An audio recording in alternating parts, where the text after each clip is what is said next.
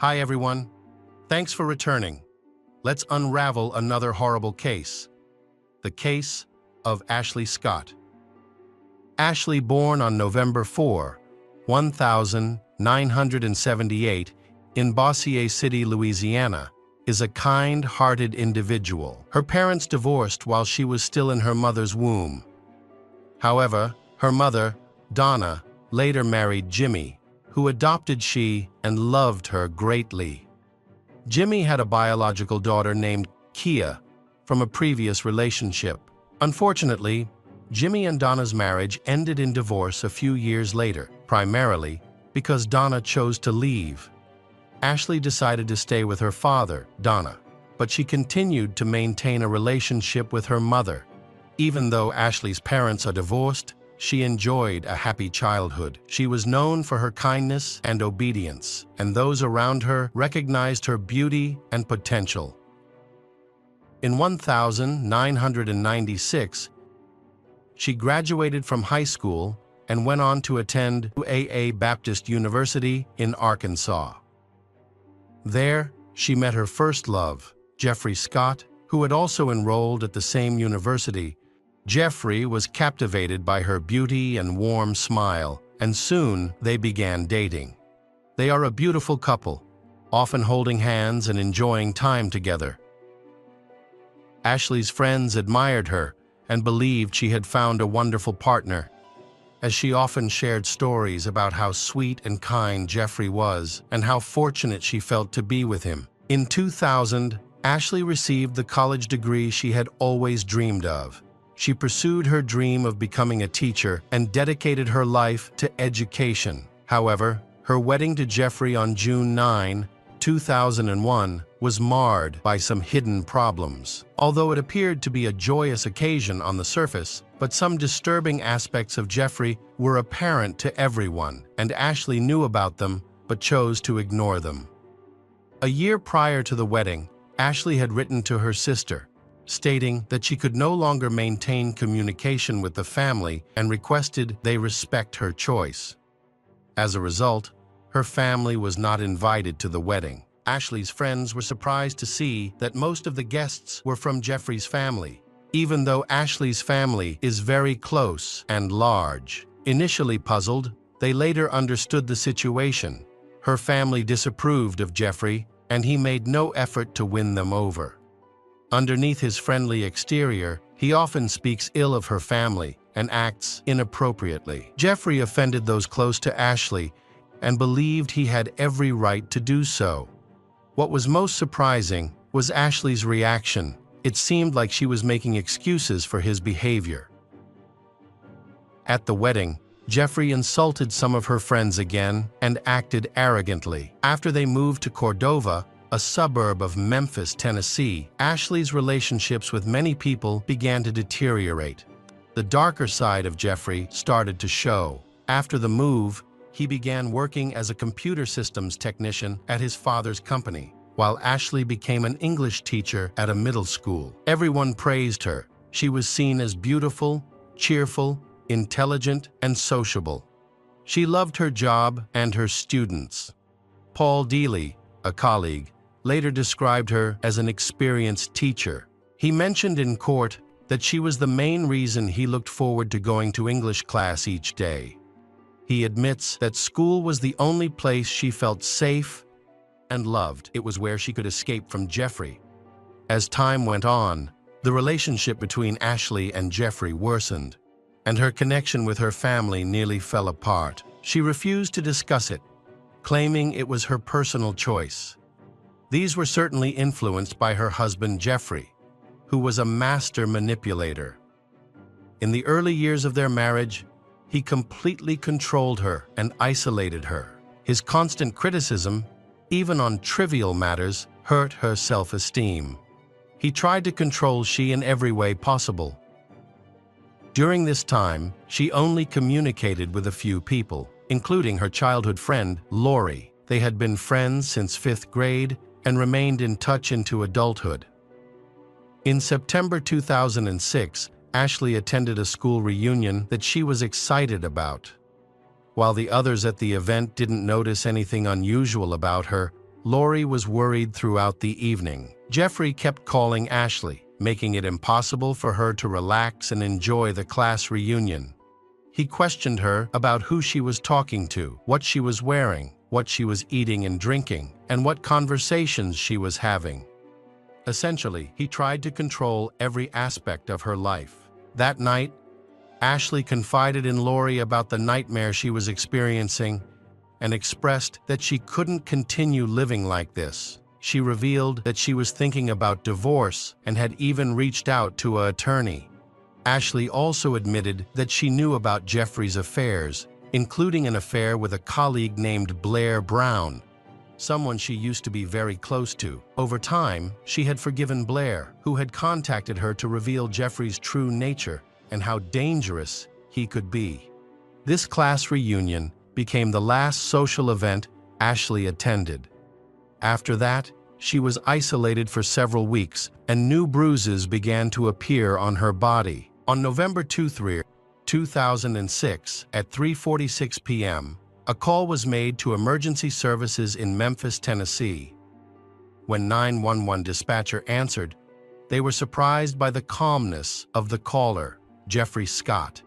He reported that his wife had passed out at 11:00 a.m., but a voice in the background said she might be dead. The dispatcher asked for clarification, and he stated that his wife had been breathing moments before, but now appeared to be dead. What was remarkable about the call was that Jeffrey did not appear distressed, his voice remaining calm throughout the conversation. Recognizing the possibility of a crime, the dispatcher immediately alerted the leadership, and police were dispatched to the scene. Within minutes of receiving a call, police arrived at the given address. Upon arrival, they were greeted by their host, Jeffrey. He then showed them to his wife's bedroom, Ashley. Inside, they found a man, Robert McGee, a friend of Jeffrey's, was performing CPR on Ashley. Dr. Robert informed the police that she was still alive, but her health condition was critical, with her pulse and blood pressure being very low. Upon closer inspection, medical responders found evidence of severe trauma. Ashley had suffered a head injury, likely caused by a blunt object. Her condition was dire. Her pupils were dilated and unresponsive to light. She also had bleeding from her mouth and nose, and many bruises. Scratches appeared all over her body, especially on her legs, chest, and back. The medical team attempted emergency resuscitation. They inserted a breathing tube, used a defibrillator, and administered medication to stimulate her heart. Unfortunately, all of these methods failed. Jeffrey was in critical condition and close to death. She was eventually taken to the hospital, and a neurosurgeon was called in to assess her condition. The neurosurgeon's assessment confirmed the medical team's initial diagnosis. Ashley's brain was no longer functioning due to severe damage. Doctors therefore decided to stop treatment to end her pain and disconnected her life support. She passed away shortly after. There was no doubt that Ashley had been brutally murdered. Her right ear was green, a sign often seen in people who were repeatedly hit in the same spot.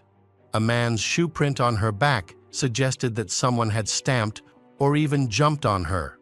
Furthermore, her body showed multiple bruises at different stages of healing, indicating that she had suffered repeated abuse. Meanwhile, police were questioning two individuals, Dr. Robert and Jeffrey. Robert cooperated with the investigation, sharing what information he knew about the incident. He revealed that he had received a call from his friend Jeffrey at 2:30 p.m. He and Jeffrey had been friends since college and kept in touch occasionally. Jeffrey explained to he that Jeffrey and his wife had been drinking the night before, and afterward, she hadn't been feeling well. When she didn't wake up the next day, Jeffrey sought his help, although busy at the time, but he went to their house where he found Jeffrey next to Ashley, who showed no signs of life. Robert suspected that Jeffrey and Ashley had an argument and that something unfortunate had happened, which they wanted to keep quiet.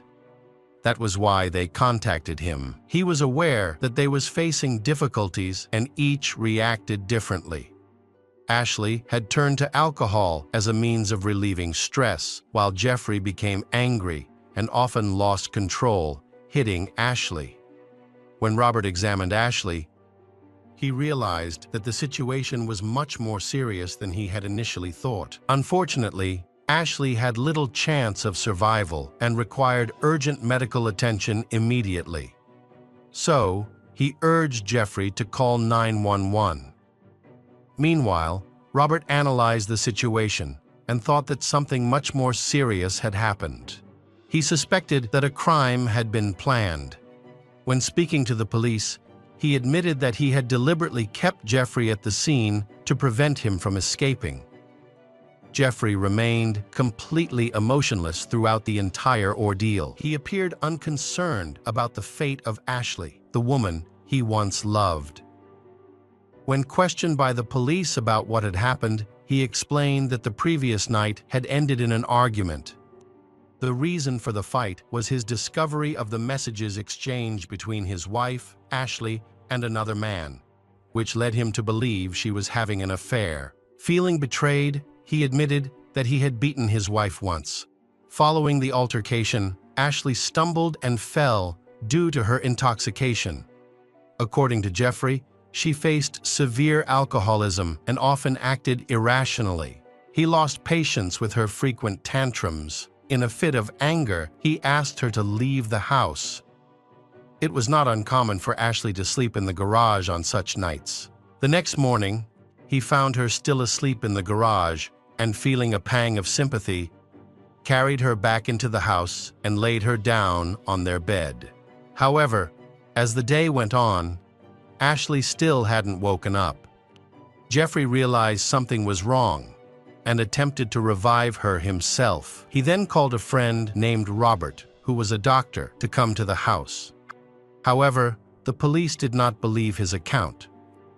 When they arrived, Ashley was covered in bruises from head to toe and had severe injuries to her face and head. Even if she had been drunk and fallen, she wouldn't have sustained such extensive injuries. It was evident that she had been assaulted. Jeffrey was arrested and charged with aggravated assault, and once the autopsy results were released, the charge was elevated to first-degree murder. The pathologist's report revealed that Ashley died from a subdural hematoma on the right side of her brain. Such injuries occur from a significant blow to the head, causing the brain to collide with the skull, which leads to severe bleeding and swelling that cuts off the oxygen supply. This process causes parts of the body to weaken, causing extreme pain. Tragically, she could have survived if help had arrived within the first few hours. Additionally, over 50 hematomas of varying colors and densities were found on her body, confirming that she had been repeatedly attacked.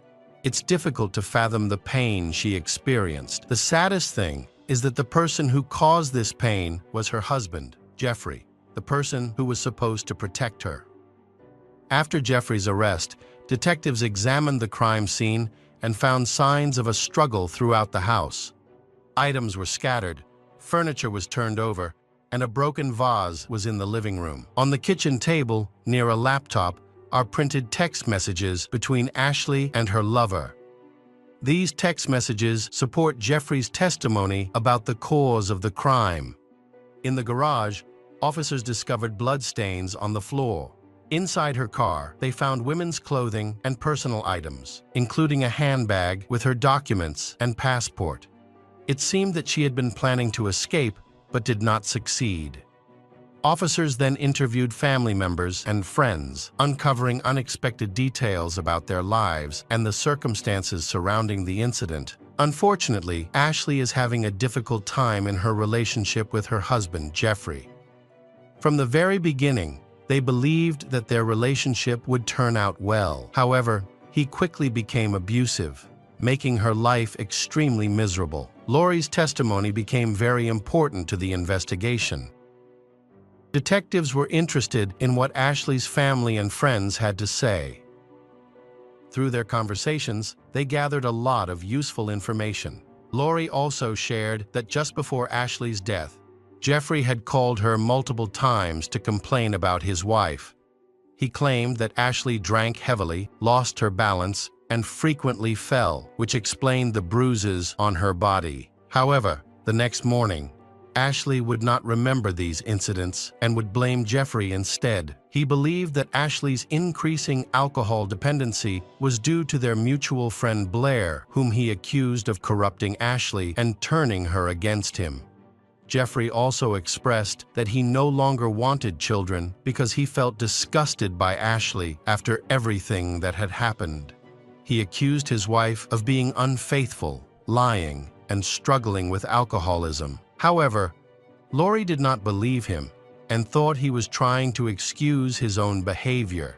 Eventually, Lori realized that Ashley was a victim of domestic violence and was in serious danger. After each of Jeffrey's calls, Lori would try to reach Ashley, but she never answered, which was unusual. The last time they met was shortly before the tragic incident. They went shopping together, but Ashley did not buy anything for herself and seemed sad and lost in thought. Lori attempted to discuss Ashley's marriage, but Ashley preferred not to ruin their time together and changed the subject. She just said she was ready for a divorce, but it made her very nervous. She knew Jeffrey very well and worried that she couldn't predict how he would react. The next testimony concerns Blair Brown, who is often mentioned when talking about Ashley's family. During her questioning, she admitted that she had been in a romantic relationship with Jeffrey in the past, which gave her insight into his uncontrollable fits of rage. It was noted that Blair and Ashley had rekindled their friendship about 6 months before the crime occurred. Blair felt sympathy for Ashley and offered her occasional support. She acknowledged that her relationship with Jeffrey was a mistake and apologized repeatedly for it. She and Ashley sometimes meet for drinks. Ashley often goes to her house to hide from Jeffrey. On one occasion, he found Ashley at her place and violently attacked Ashley's, hitting several times in the face and throwing Ashley's onto the street, showing no concern for she as a witness. Even though there have been such incidents, Ashley still justifies Jeffrey's actions. The trial of Jeffrey Scott started on January 13, 2009. The prosecution claimed that the crime was premeditated. Evidence showed that an argument between Jeffrey and his wife Ashley began in the living room, where a broken vase was discovered. The conflict becomes more serious as they move throughout the house, and Ashley endures violence in nearly every room. Bloodstains were found throughout the home. Ashley's divorce attorney testified for the prosecution, stating that she had met with Ashley the day before death. At that time, all the divorce paperwork was ready. Ashley only needed to pack her belongings and leave while Jeffrey was at work. The attorney advised Ashley to leave secretly, which explains the items and documents found in her car. However, Ashley chose not to follow this advice because she wanted to explain her decision to her husband, a choice that ultimately proved fatal. The attorney did everything she could to assist Ashley, even offering her services for a minimal fee. She said that Ashley had been drinking and quitting work to deal with her emotions related to her marriage. This shows that Ashley needs long-term support. To ensure Ashley's safety, they communicated in secret, as Jeffrey controlled all phone calls. They met in public places or used payphones for their conversations. Witnesses reported seeing scratches and bruises on Ashley, which she tried to hide with makeup. Some people knew the source of her injuries, but felt powerless to intervene. In their final report, medical examiners noted that Ashley had been frequently kicked. It appeared that Jeffrey had pushed her to the ground and stomped on her, leaving old bruises on her back and legs. The defense team for Jeffrey worked hard to have the charge reduced to a second-degree crime. The attorney tried to make Ashley look bad, portraying her as an alcoholic and emotionally unstable.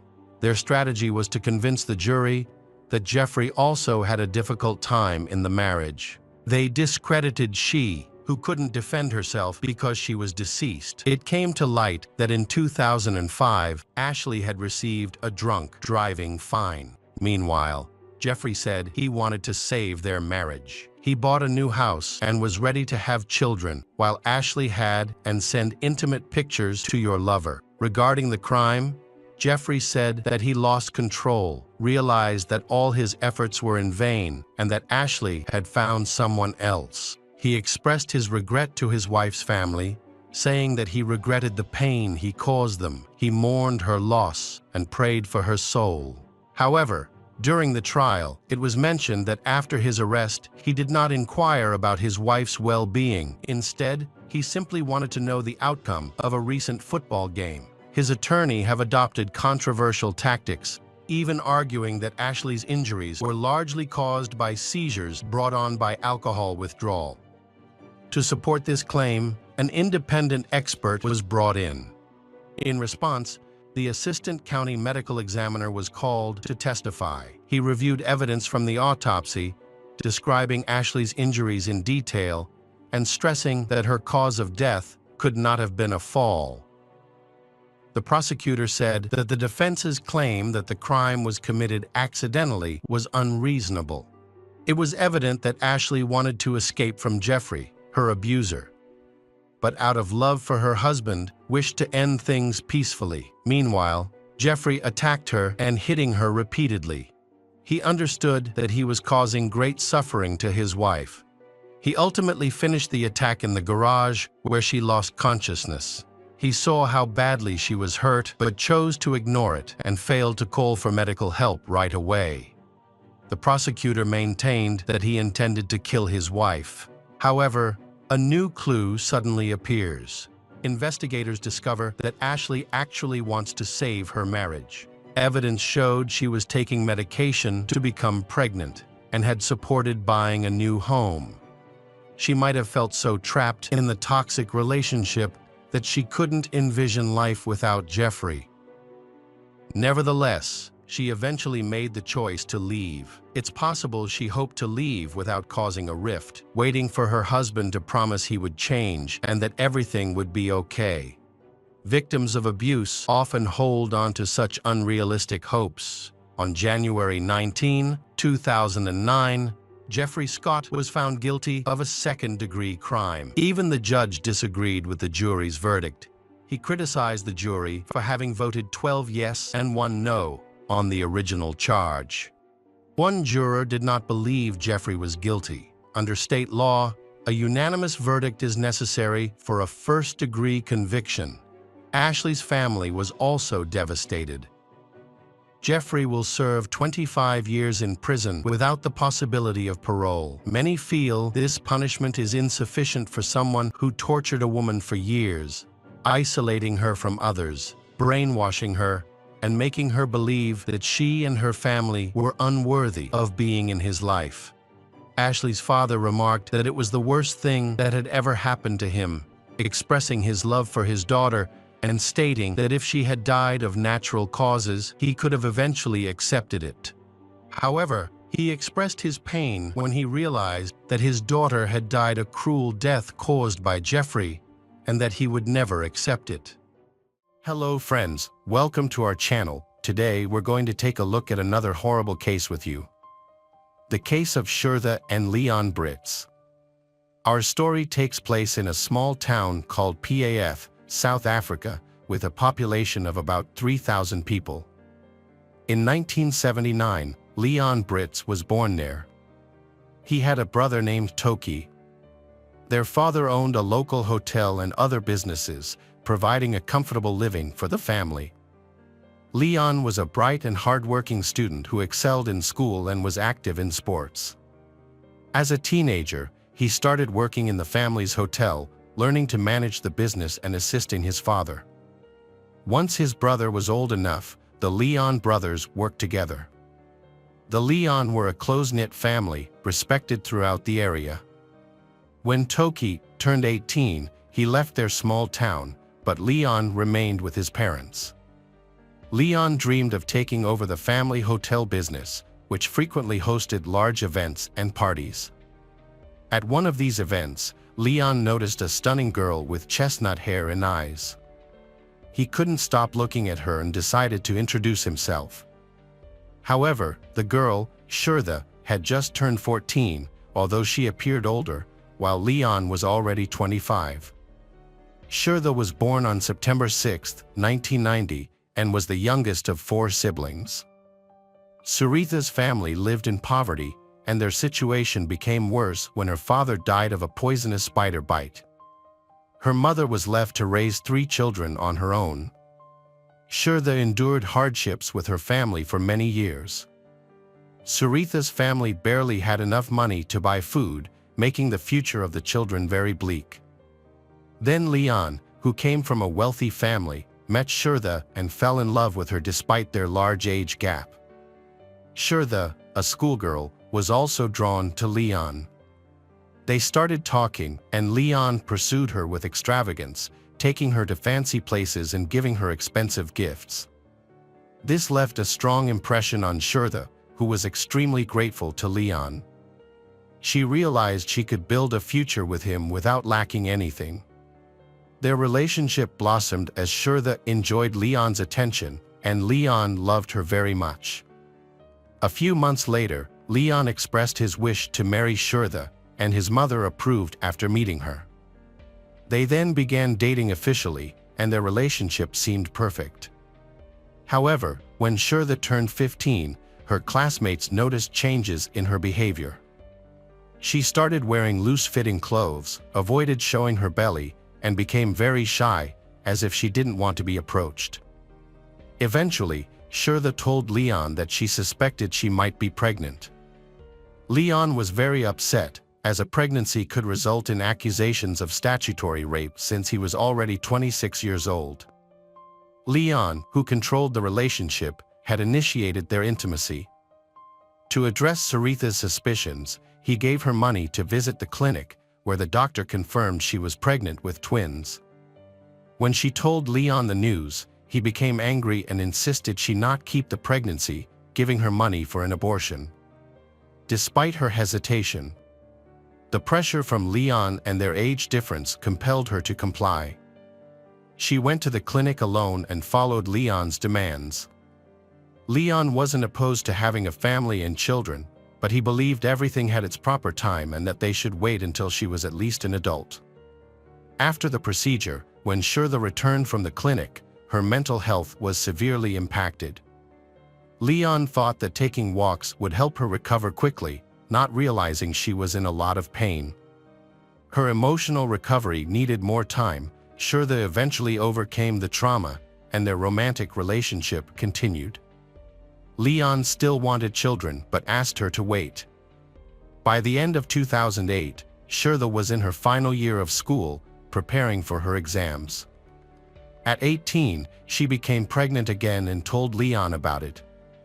Leon was unhappy once more, but this time, Shurtha refused to have another abortion.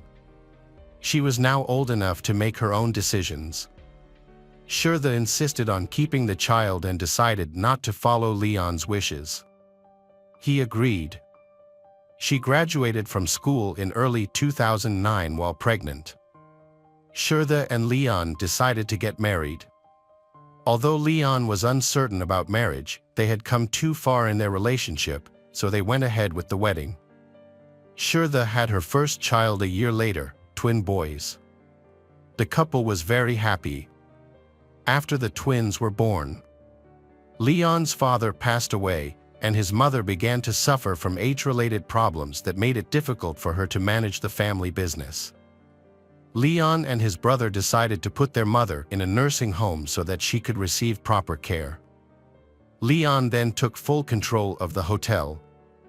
During this time, he also owned a mining equipment store and a restaurant, both of which were aimed at serving miners by providing food at their workplaces.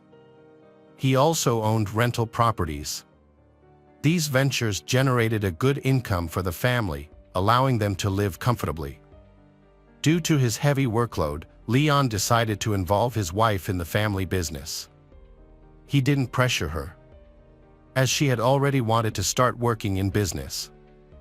Leon entrusted her with managing the equipment store. She began handling supplies while caring for their 2 young children, which made managing the business challenging.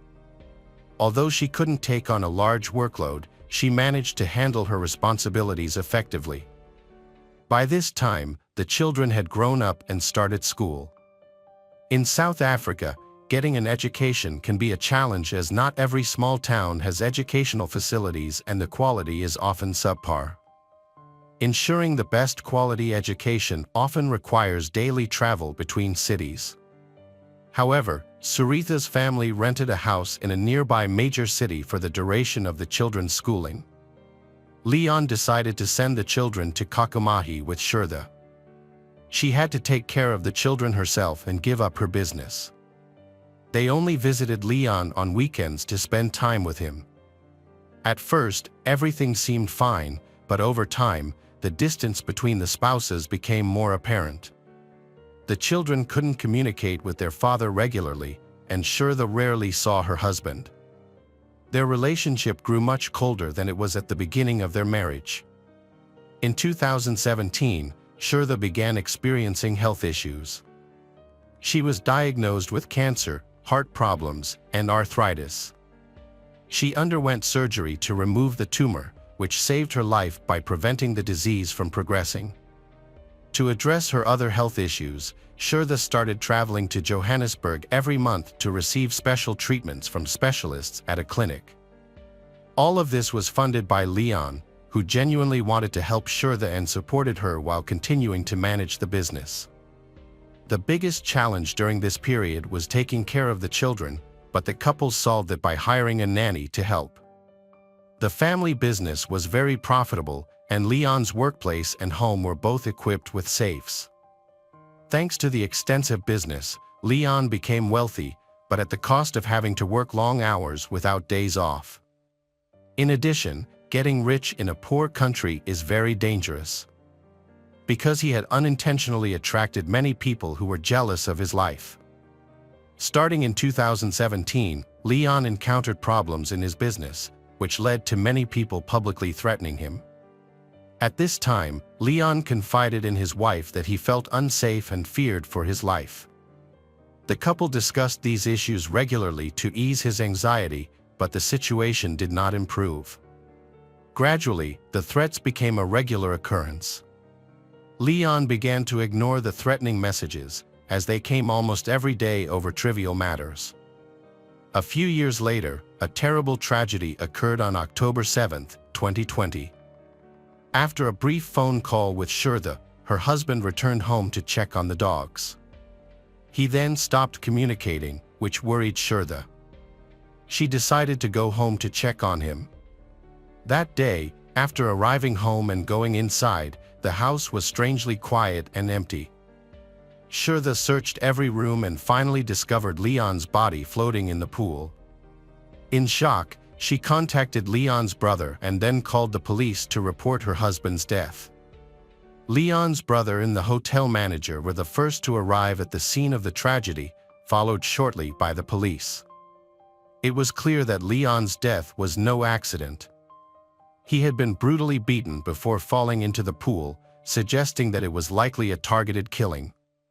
Police quickly noticed that apart from a broken safe, no valuables had been stolen, despite the fact that there were plenty of items worth stealing in the house. This seemed unusual, as thieves usually stole anything of value. The case quickly attracted widespread attention and became a major topic in the South African media. Social networks are full of rumors and speculation. Rumor has it that the businessman has many serious enemies and has received threats. Some say that people who had quarrels with Leon may have been involved in the case. The police receive reports from random people every day, and it takes them a long time to process so many false complaints. Initially, Leon's brother Toki was suspected of being the culprit because he was seen at the crime scene shortly before Leon's death.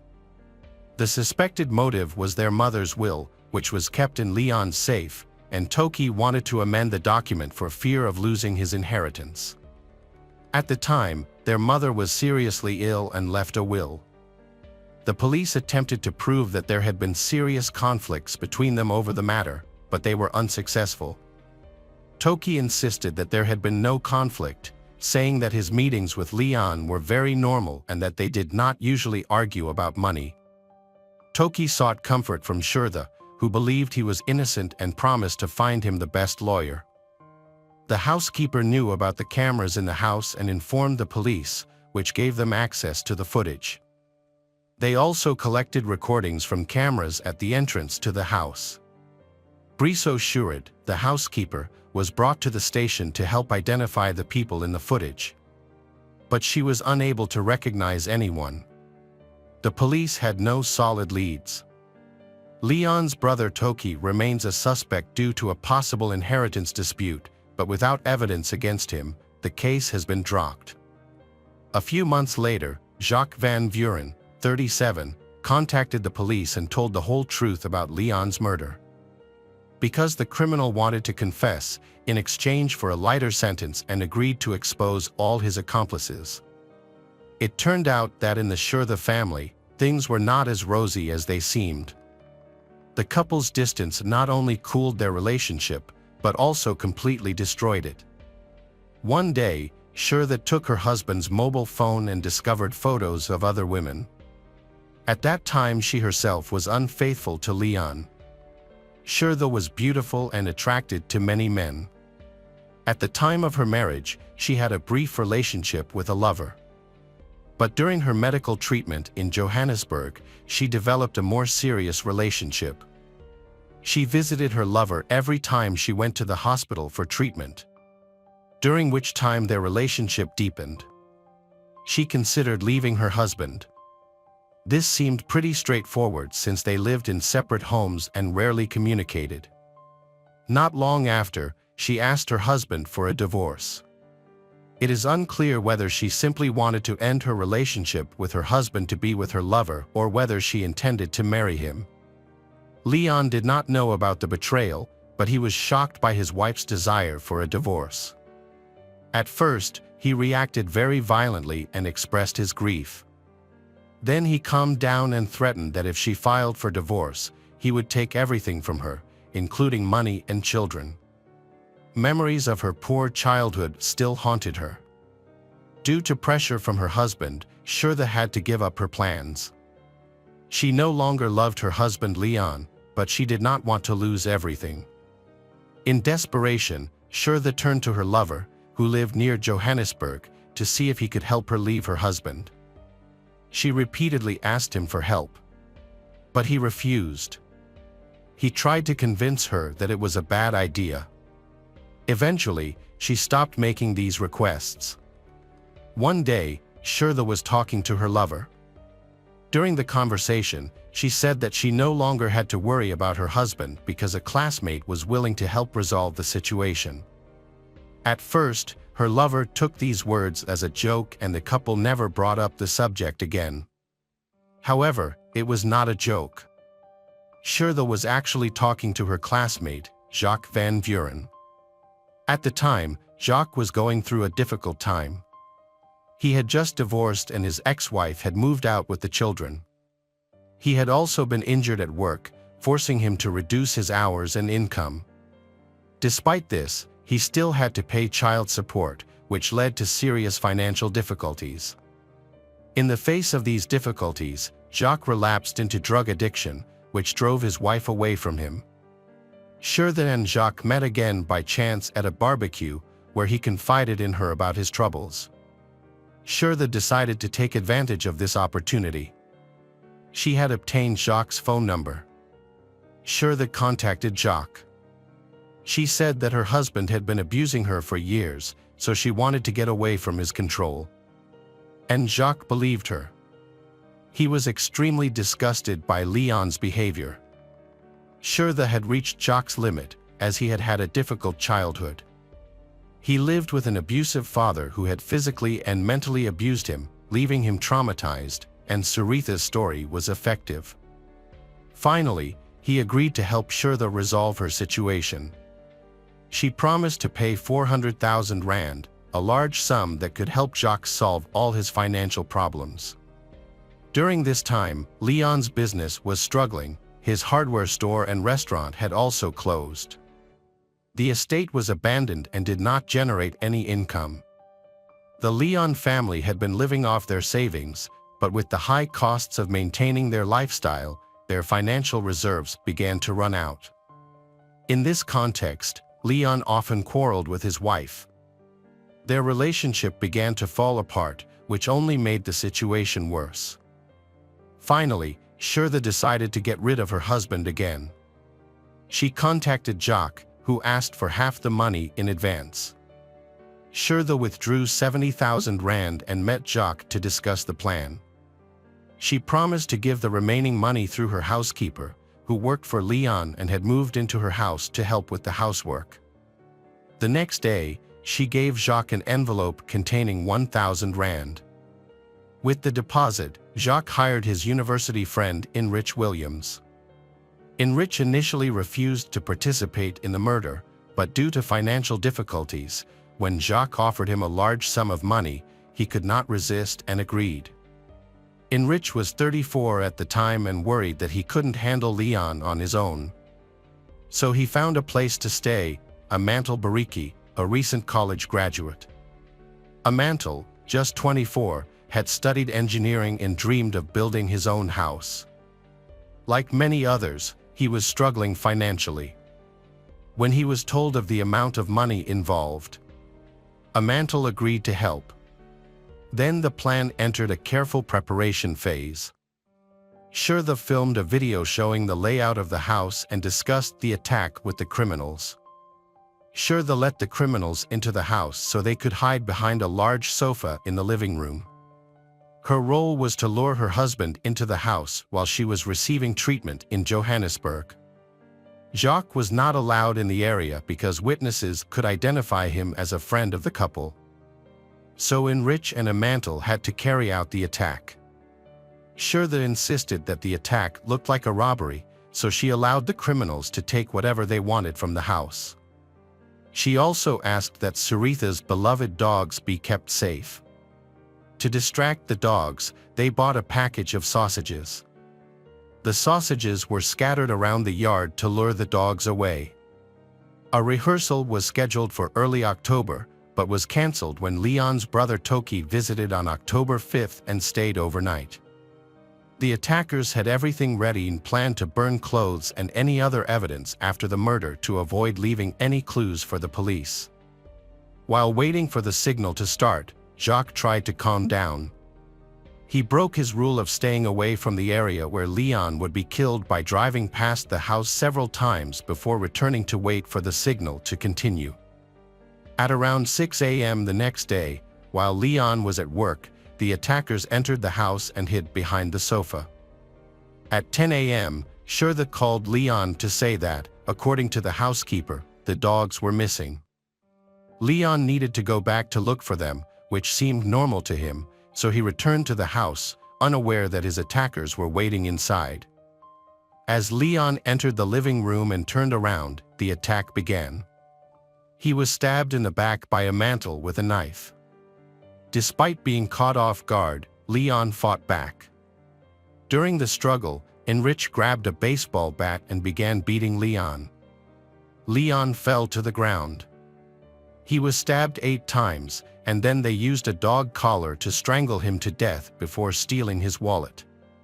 They then carried Leon and threw him into the pool. Then went back into the house, opened the safe, and stole money in diamonds. They fled the scene after carrying out their plan. At the time, Shirley was in Johannesburg for treatment, which gave her an alibi. After learning about the incident, Shirley returned home, where she discovered her husband's body. Later, when Shirley was invited to the police station to view the surveillance camera footage, she noticed her old school friend Jacques in the video. Although his face was not visible, the footage captured his car driving suspiciously past their house twice. Shirley did not claim to recognize the car, but the police took notice of it, although the license plate was unclear. While the investigation was ongoing, Shirley used a disposable phone to avoid detection and keep their conversations from being monitored. It turned out that Shirley had provided the police with information regarding Toki and tried to blame him for her husband's death. Shirley had gone to great lengths to play the role of a grieving widow. Even after the funeral, Toki remained unsuspecting and continued to contact Shirley, supporting her during this difficult time. During this time, Toki began to notice significant changes in Saritha's behavior. She no longer appeared to be a grieving widow. In fact, she had gotten a tattoo, despite Leon's constant objection to her getting one. In addition, Shurtha began riding a motorcycle, which Leon was also adamantly against. She began wearing more revealing and provocative clothing, along with heavy, aggressive makeup, which had always annoyed Leon when he was alive. Despite all these changes, Toki remains unaware of Saritha's involvement in the crime. During this time, Shurtha suffered financial hardship as her family assets were frozen due to the ongoing investigation. She was unable to pay the remaining 200,000 rand to the killers and had no personal savings. The killers became angry and began to threaten her. Jacques regularly contacted her to demand money, but Shurtha continued to delay payment by insisting that the assets were still frozen. The situation became so bad that she hired a bodyguard to move into her home. The bodyguard began helping to look after the children, leading neighbors to assume that he was her new partner. Jacques also received threats from Enrich and Amantel, the killers, as he was responsible for paying the remaining amount to them, but he could not do so without money from Shurtha.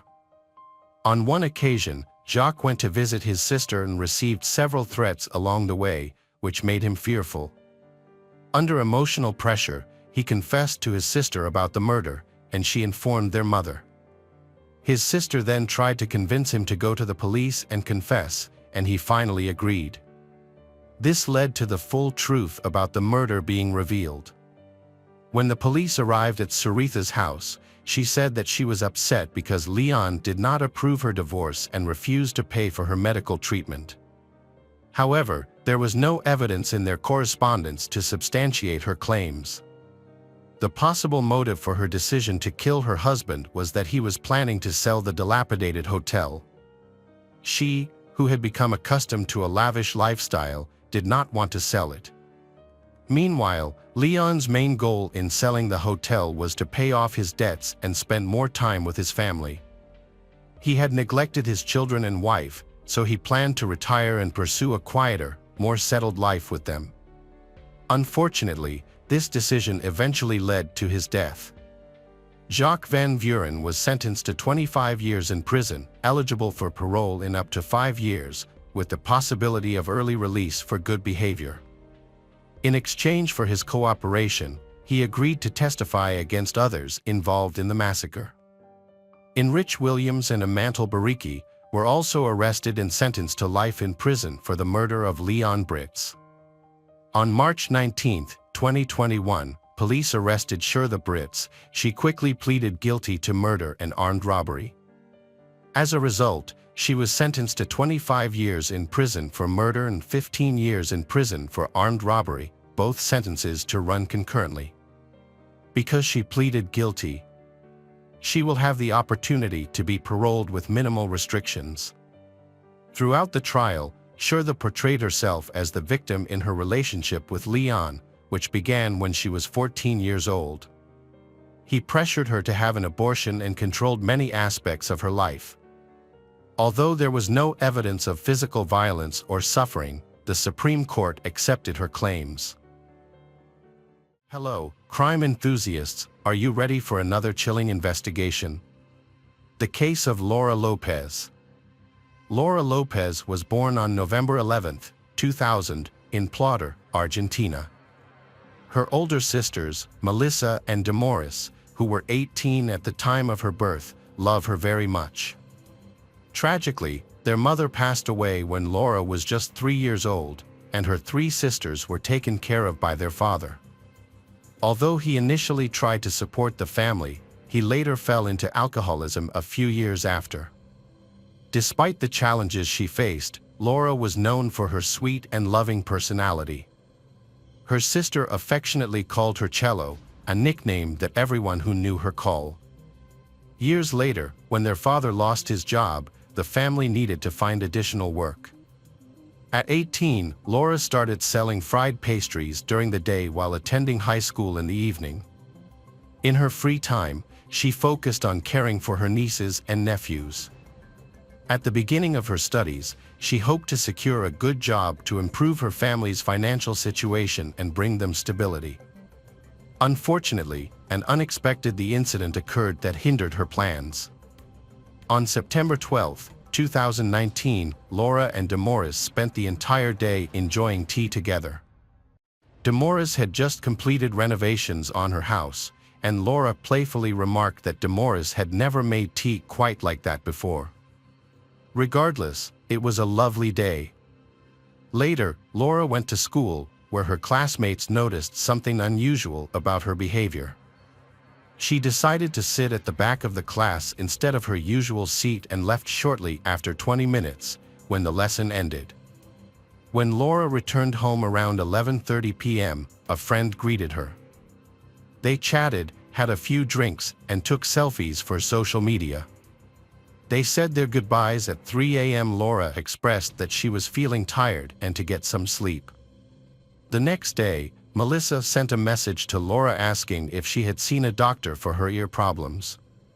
When Laura didn't respond, Melissa started to feel anxious. Worried about Laura's whereabouts, Melissa reached out to Damaris for information, which only heightened her concern. After hours of searching, Melissa and Damaris went to the police station for help.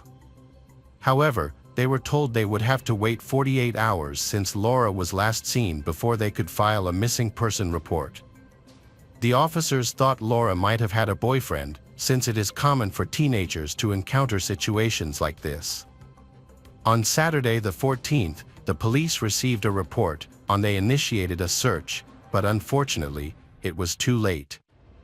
On Sunday the 15th, two fishermen working in the El River's breakwater area, just 15 kilometers from Laura's home, noticed something unusual. They remained calm until they discovered a young girl's body floating in the water, with limbs and a skull. They quickly contacted the authorities to report their find. When the officers arrived, they saw that the attack had been extremely violent, and it was clear that the attacker was skilled with knives. The detectives were actively looking for clues in the crime scene. They found a fabric bag, leggings, and underwear in the river, but they were completely destroyed. During their investigation, they also discovered 2 rings and, after searching the riverbed, found a knife stained with blood. The officers contacted Laura's family, and when Damaris arrived at the location, she quickly identified the clothing as Laura's belongings. Fishermen had found Laura's limbs and skull in shallow waters downstream from the initial discovery, which was then handed over to the forensic team for examination. Dr. Carlos Gordillo conducted the autopsy and determined that the death was caused by a severe blow to the head, which led to internal bleeding and increased pressure in the brain. A blow to the back of the head left her unconscious. Laura suffered between 2 and 4 hours of intense pain. Additionally, bruises were found on her arms, indicating that she had been beaten and had fought against her attacker. And the presence of intimate injuries on her body was a clear indication of sexual assault. Dr. Carlos Gordillo also mentioned that there were cuts on her neck, arms, and legs, suggesting that the attacker might have used kitchen knives.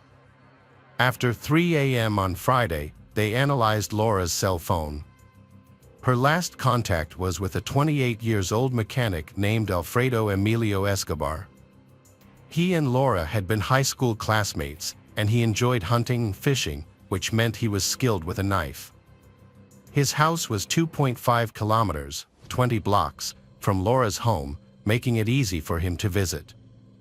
The cell tower signals were strong, and on September 13th, Alfredo contacted Laura 4 times. At that time, the cell towers showed they were both at home. Soon after, both phones were active near Laura's house. Laura's phone traveled to the city center and arrived at Alfredo's residence by 5 a.m. Laura's WhatsApp story featured an alien emoji, and her phone was still being tracked. Alfredo was found at his home at 5:52 a.m. After this time, Laura's phone stopped working, and there was no further communication from her. Records show that Alfredo didn't use his cell phone again until 11:05 p.m. the following day. Alfredo returned home at 12:05 p.m. on September 15th, caught by 13 cameras, including city and private surveillance.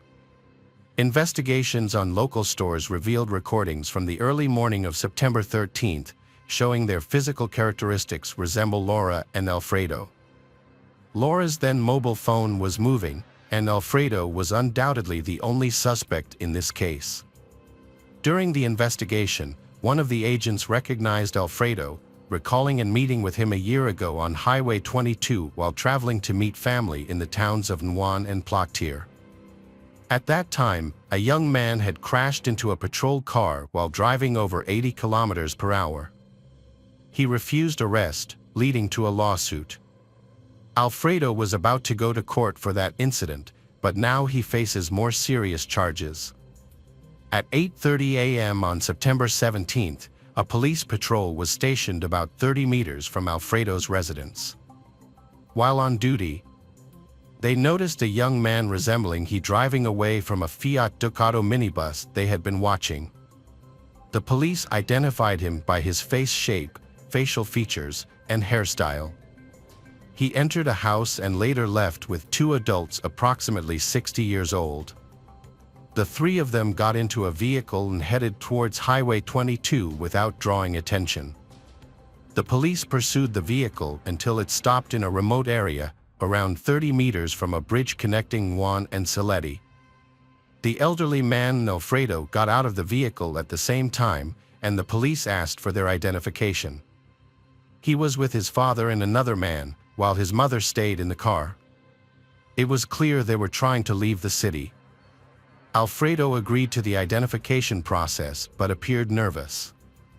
Soon after, he was taken to the police station and his car was impounded. He underwent a medical examination, which revealed swollen areas on his right knuckles, indicating he had used them to punch. He also had cuts and bruises on the palm of his right hand.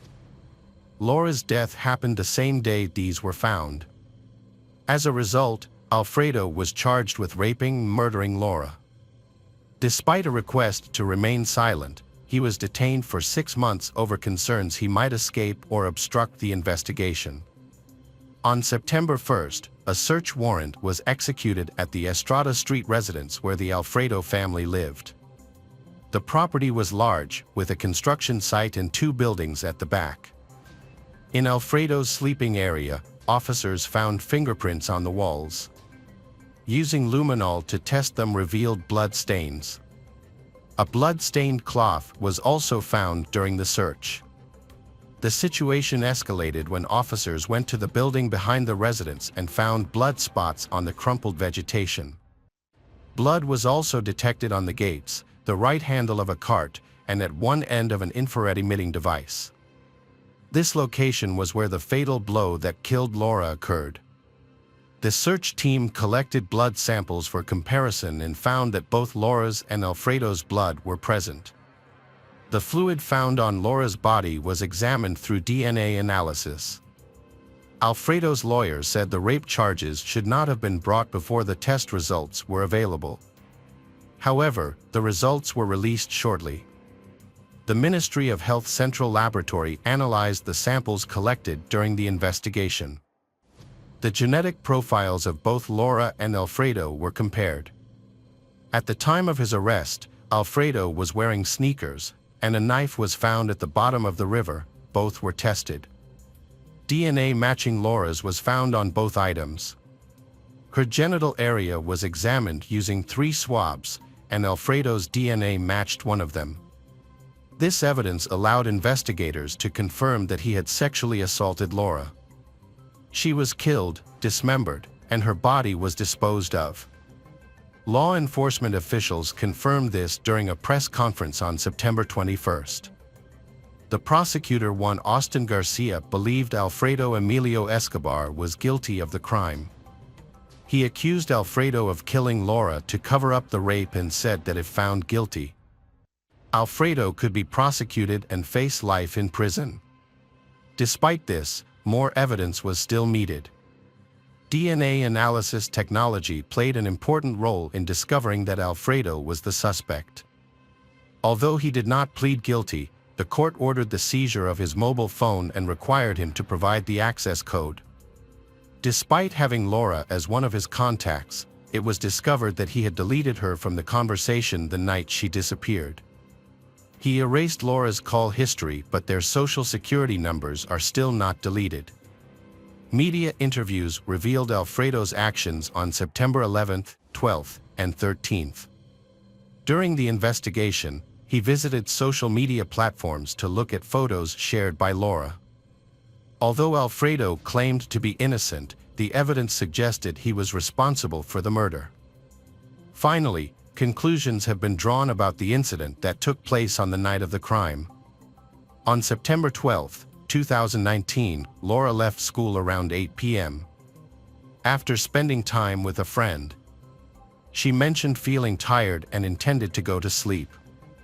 Despite this, Alfredo contacted her at 3:40 a.m. and they began a conversation. Although they were not friends, she agreed to meet him, and then she went to his house. The incident inside the house are unclear, but research shows that Laura avoided any personal contact with Alfredo. In a fit of anger, he sexually assaulted her. Because he was afraid she would denounce him to the authorities, he murdered her. Alfredo led Laura to the backyard, hitting her on the head twice. At that point, she was still alive, but he cruelly hid her body for several hours to avoid getting caught. He also turned off his phone. Laura's body remained in the shed for almost a day, and she died from her injuries. Alfredo used a sharp knife from his kitchen to dismember her body. He then packed the her parts into his Fiat Ducato minibus and drove 15 kilometers to the area near the breakwaters and left her body there. Afterward, he returned and turned on his phone. Feel relieved that everything has been settled. This case attracted the attention of the whole city. Alfredo's 23-year-old sister made the most headlines when she posted a message on her personal page mentioning both her brother and the victim, Laura. The post received mixed reactions. Some people sympathized with her, while others accused her of being complicit. The younger sister Alfredo's asked Cello and her team to remain vigilant, as her family is involved. Melissa later contacted Alfredo's sister to thank her for the message and asked for clarification. The criminal case was immediately initiated by the prosecution. The initial court hearings were held at the Provincial Legislative Assembly. According to the prosecutor of Nukan, Alfredo was entirely responsible for his actions, and Laura's death was attributed to gender-based violence, in addition to other charges such as rape. In the same hearing, the experts who were involved in analyzing the clothing found in the case, the river, along with the remains and evidence discovered at Alfredo's house, provided their testimony. Florencia, Laura's closest friend, was an unexpected witness. She explained that Alfredo had been messaging Laura for months, inviting her to meet for drinks and socializing. However, they had never met before. Florencia had known Alfredo for 5 years and was aware of his bad reputation. His house frequently hosted parties filled with alcohol and drugs, and intimate acts shared publicly by couples.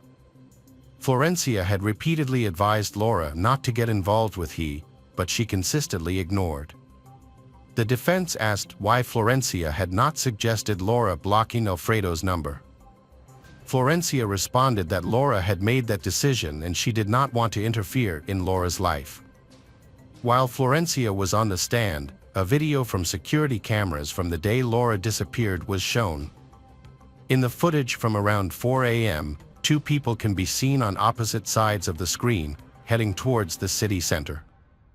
Florencia admits that it was Laura, stating that her sneakers, jacket, and manner of walking were unmistakable. She also recognized Alfredo. The testimony of Alfredo's friend revealed his impulsiveness when the judge accused him of infidelity. His behavior was characterized by substance abuse and womanizing tendencies. Alfredo's ex-partner, also present in court, stated that their relationship ended badly years ago. She reported him to the authorities because she believed he had stolen from her house and taken money. When she met him to ask for the money back, he chased after the friend who accompanied her. After reviewing the testimonies, Alfredo tried to defend himself. He claimed that his friend, who sold him illegal drugs, was the real culprit. He said that he had been unconscious during the incident that night. He told the local media that he did not commit murder. He explained that he was intoxicated that night, and his friend was also under the influence of drugs at his residence with Laura. When he heard a scream from one of the rooms, Alfredo went to check it out. Seeing blood, he cleaned it up and helped his friend hide the body.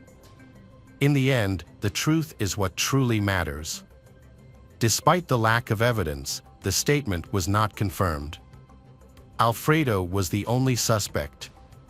In his speech, the prosecutor stated that Alfredo took advantage of betraying Laura's trust due to his familiarity with her.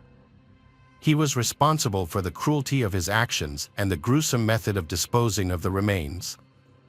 Alfredo Emilio Alfredo was convicted of the rape and murder of 18-year-old Laura Lopez after a jury deliberated for just 40 minutes. This charge is made more serious because it involved an attempt to conceal the attack. The issue of gender violence played a role in the case, leading to him receiving a life sentence without the possibility of release. Hello friends, welcome to our channel. Today we're going to take a look at another horrible case with you. The case of Sarah Yarborough. Sarah Yarborough was born on June 12, 1975, in Portland. Her family soon moved to Federal Way, a suburb near Seattle. Sarah had 2 siblings and shared a special bond with her youngest brother. From an early age, she loved music and ballet. She was dedicated to her studies, aiming to get into a good university. Her academic success allowed her to visit New Zealand twice through a school program. She later became a cheerleader at her high school and had many friends. Sarah was admired for her kindness and readiness to support those in need. On the morning of Saturday, December 14, 1991, 16-year-old Sarah was supposed to meet her cheerleading team for an event. They planned to gather at the school, where a bus would pick them up. Sarah drove her father's car to the school but arrived an hour early. She mistakenly thought the bus would arrive at 8 a.m., but it was actually scheduled for 9 a.m. As her friends arrived, Sarah was nowhere to be found. Some students noticed her car in the parking lot, but she wasn't inside. When the bus arrived, Sarah still hadn't appeared. Her friends found this puzzling, but since they didn't have mobile phones back then, they couldn't contact her. At the same time, 2 12-year-old children were exploring the wooded area behind the tennis courts on the school grounds. They noticed something unusual. A man emerged from behind the bushes and walked away in the opposite direction. Although the children found this odd, they didn't think much of it and continued walking. A few meters ahead, they came across a horrifying sight, a young woman lying unresponsive on the ground. They feared she might be dead. The children ran home to inform their parents. One of the parents returned to the scene with them, while the other child's father decided to follow the suspicious man they had seen earlier. The child reported seeing a car similar to a Chevrolet Nova leaving the area. Since he lived close to the school, his father decided to look for that car. He briefly spotted a similar car but quickly lost it and couldn't find it again. Meanwhile, the other child's parents went to the school and saw that the young woman on the ground was likely dead. They immediately rushed into the school to call the police. When the officers arrived, they confirmed that the young woman had indeed passed away and identified her as Sarah. Based on the marks on her neck, they concluded she had been strangled. Some of her belongings, such as her jacket, underwear, and socks, were found near her body. Oddly, her purse and car keys were found in the school parking lot, suggesting that her attacker may have assaulted her near her car and then dragged her behind some trees. The body was handed over to forensic experts, and the police started their search for clues. Their first step was to interview everyone who was on the school premises and nearby. 2 kids who found Sarah gave a description of the man who came out from behind the bushes near her body. They described him as a tall guy, around his 20s, with shoulder-length reddish hair, wearing a dark coat and black pants. Soon, the police managed to find another witness, and this is where a surprising twist in the story unfolds. According to the man, he went for a run and noticed something unusual in the woods. He saw a girl lying near the bushes with a man standing over her. At first, the girl didn't move, and the man thought they were a couple being intimate. A few minutes later, running back the same way, he saw both of them still there. He didn't think a serious crime was happening. The man later told the police he had recently moved to the United States and wasn't familiar with typical behavior in the country.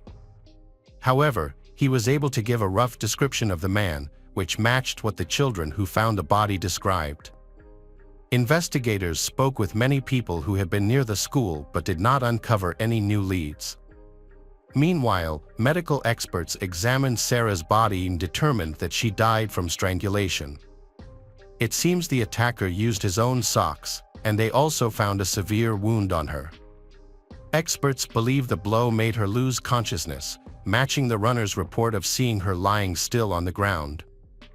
In 1991, forensic experts examined Sarah's clothing and found traces of male hair on most of her clothing. However, there wasn't a DNA database available to compare these samples, so investigators could only make direct DNA comparisons with specific suspects. Detectives identified another lead in the case. Although forensic experts found male DNA on Sarah's clothing, the forensic doctor confirmed there were no signs of sexual assault on her body. With this information, investigators developed a theory about what happened. Sarah arrived at the school nearly an hour early and was alone in a parking lot. It is believed her attacker saw her, waited for her to get out of her car, then hit her on the head with an object, knocking her unconscious. He then dragged her behind some trees, where her body was later found. The attacker removed some of her clothing, committed indecent acts, and then strangled her with her own socks. When one of the children who found Sarah's body mentioned a car in which the attacker supposedly escaped, detectives started looking for a Chevrolet Nova. They found such a car quickly, but the driver was just delivering donuts that morning. He gave a DNA sample, which did not match the DNA on Sarah's clothing. It seems the children just noticed the vehicle driving nearby and mistakenly believed the perpetrator was inside. None of the children could definitely recall seeing a man coming from the bushes to a car. In the following days, police officers continued to search for witnesses and new leads, but no significant progress was made. Classes resumed on Monday despite the recent tragedy. The murder had occurred just a few meters from the school, and the perpetrator was still at large with an unknown identity. The girls were scared to walk alone near the school, so boys from the sports teams decided to escort each female student to their car or bus to ensure they weren't left alone on the street. Investigators discovered there were about 70 potential witnesses at the school and nearby that morning. They interviewed each one, but no new information came to light. Using statements from the 2 children in the runner, a sketch of the attacker was made and shared with all local newspapers and TV stations. The story gained significant media attention, resulting in the police receiving hundreds of tips in the following weeks. Investigators thoroughly followed up on each tip, but none led to any breakthroughs. At one moment, they found a potential suspect who resembled the attacker's description and had a criminal history. However, this lead also proved fruitless because the suspect's DNA did not match the sample from the victim's clothing. The case remained inactive for months. The police received 4,000 tips and tried to follow up on each one, but the local police department didn't have enough resources to manage all the information. Additionally, time was against them because new cases demanded the investigators' attention every month. When Sarah's family found out that the police didn't have enough resources to handle all the tips, they decided to help in any way they could.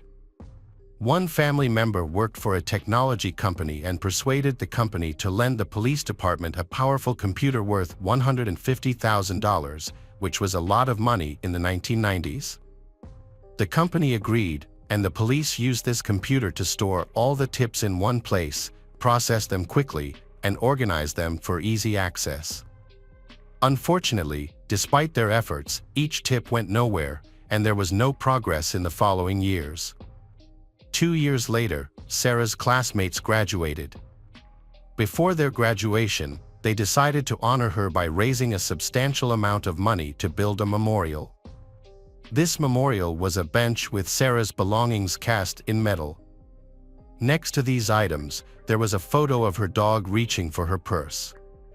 Over the years, the case was occasionally reopened, and all available evidence was re-examined, but the outcome remained unchanged. The perpetrator was still not found. During this time, the police interviewed several thousand people and collected DNA samples from nearly 300 potential suspects, but all efforts were unsuccessful.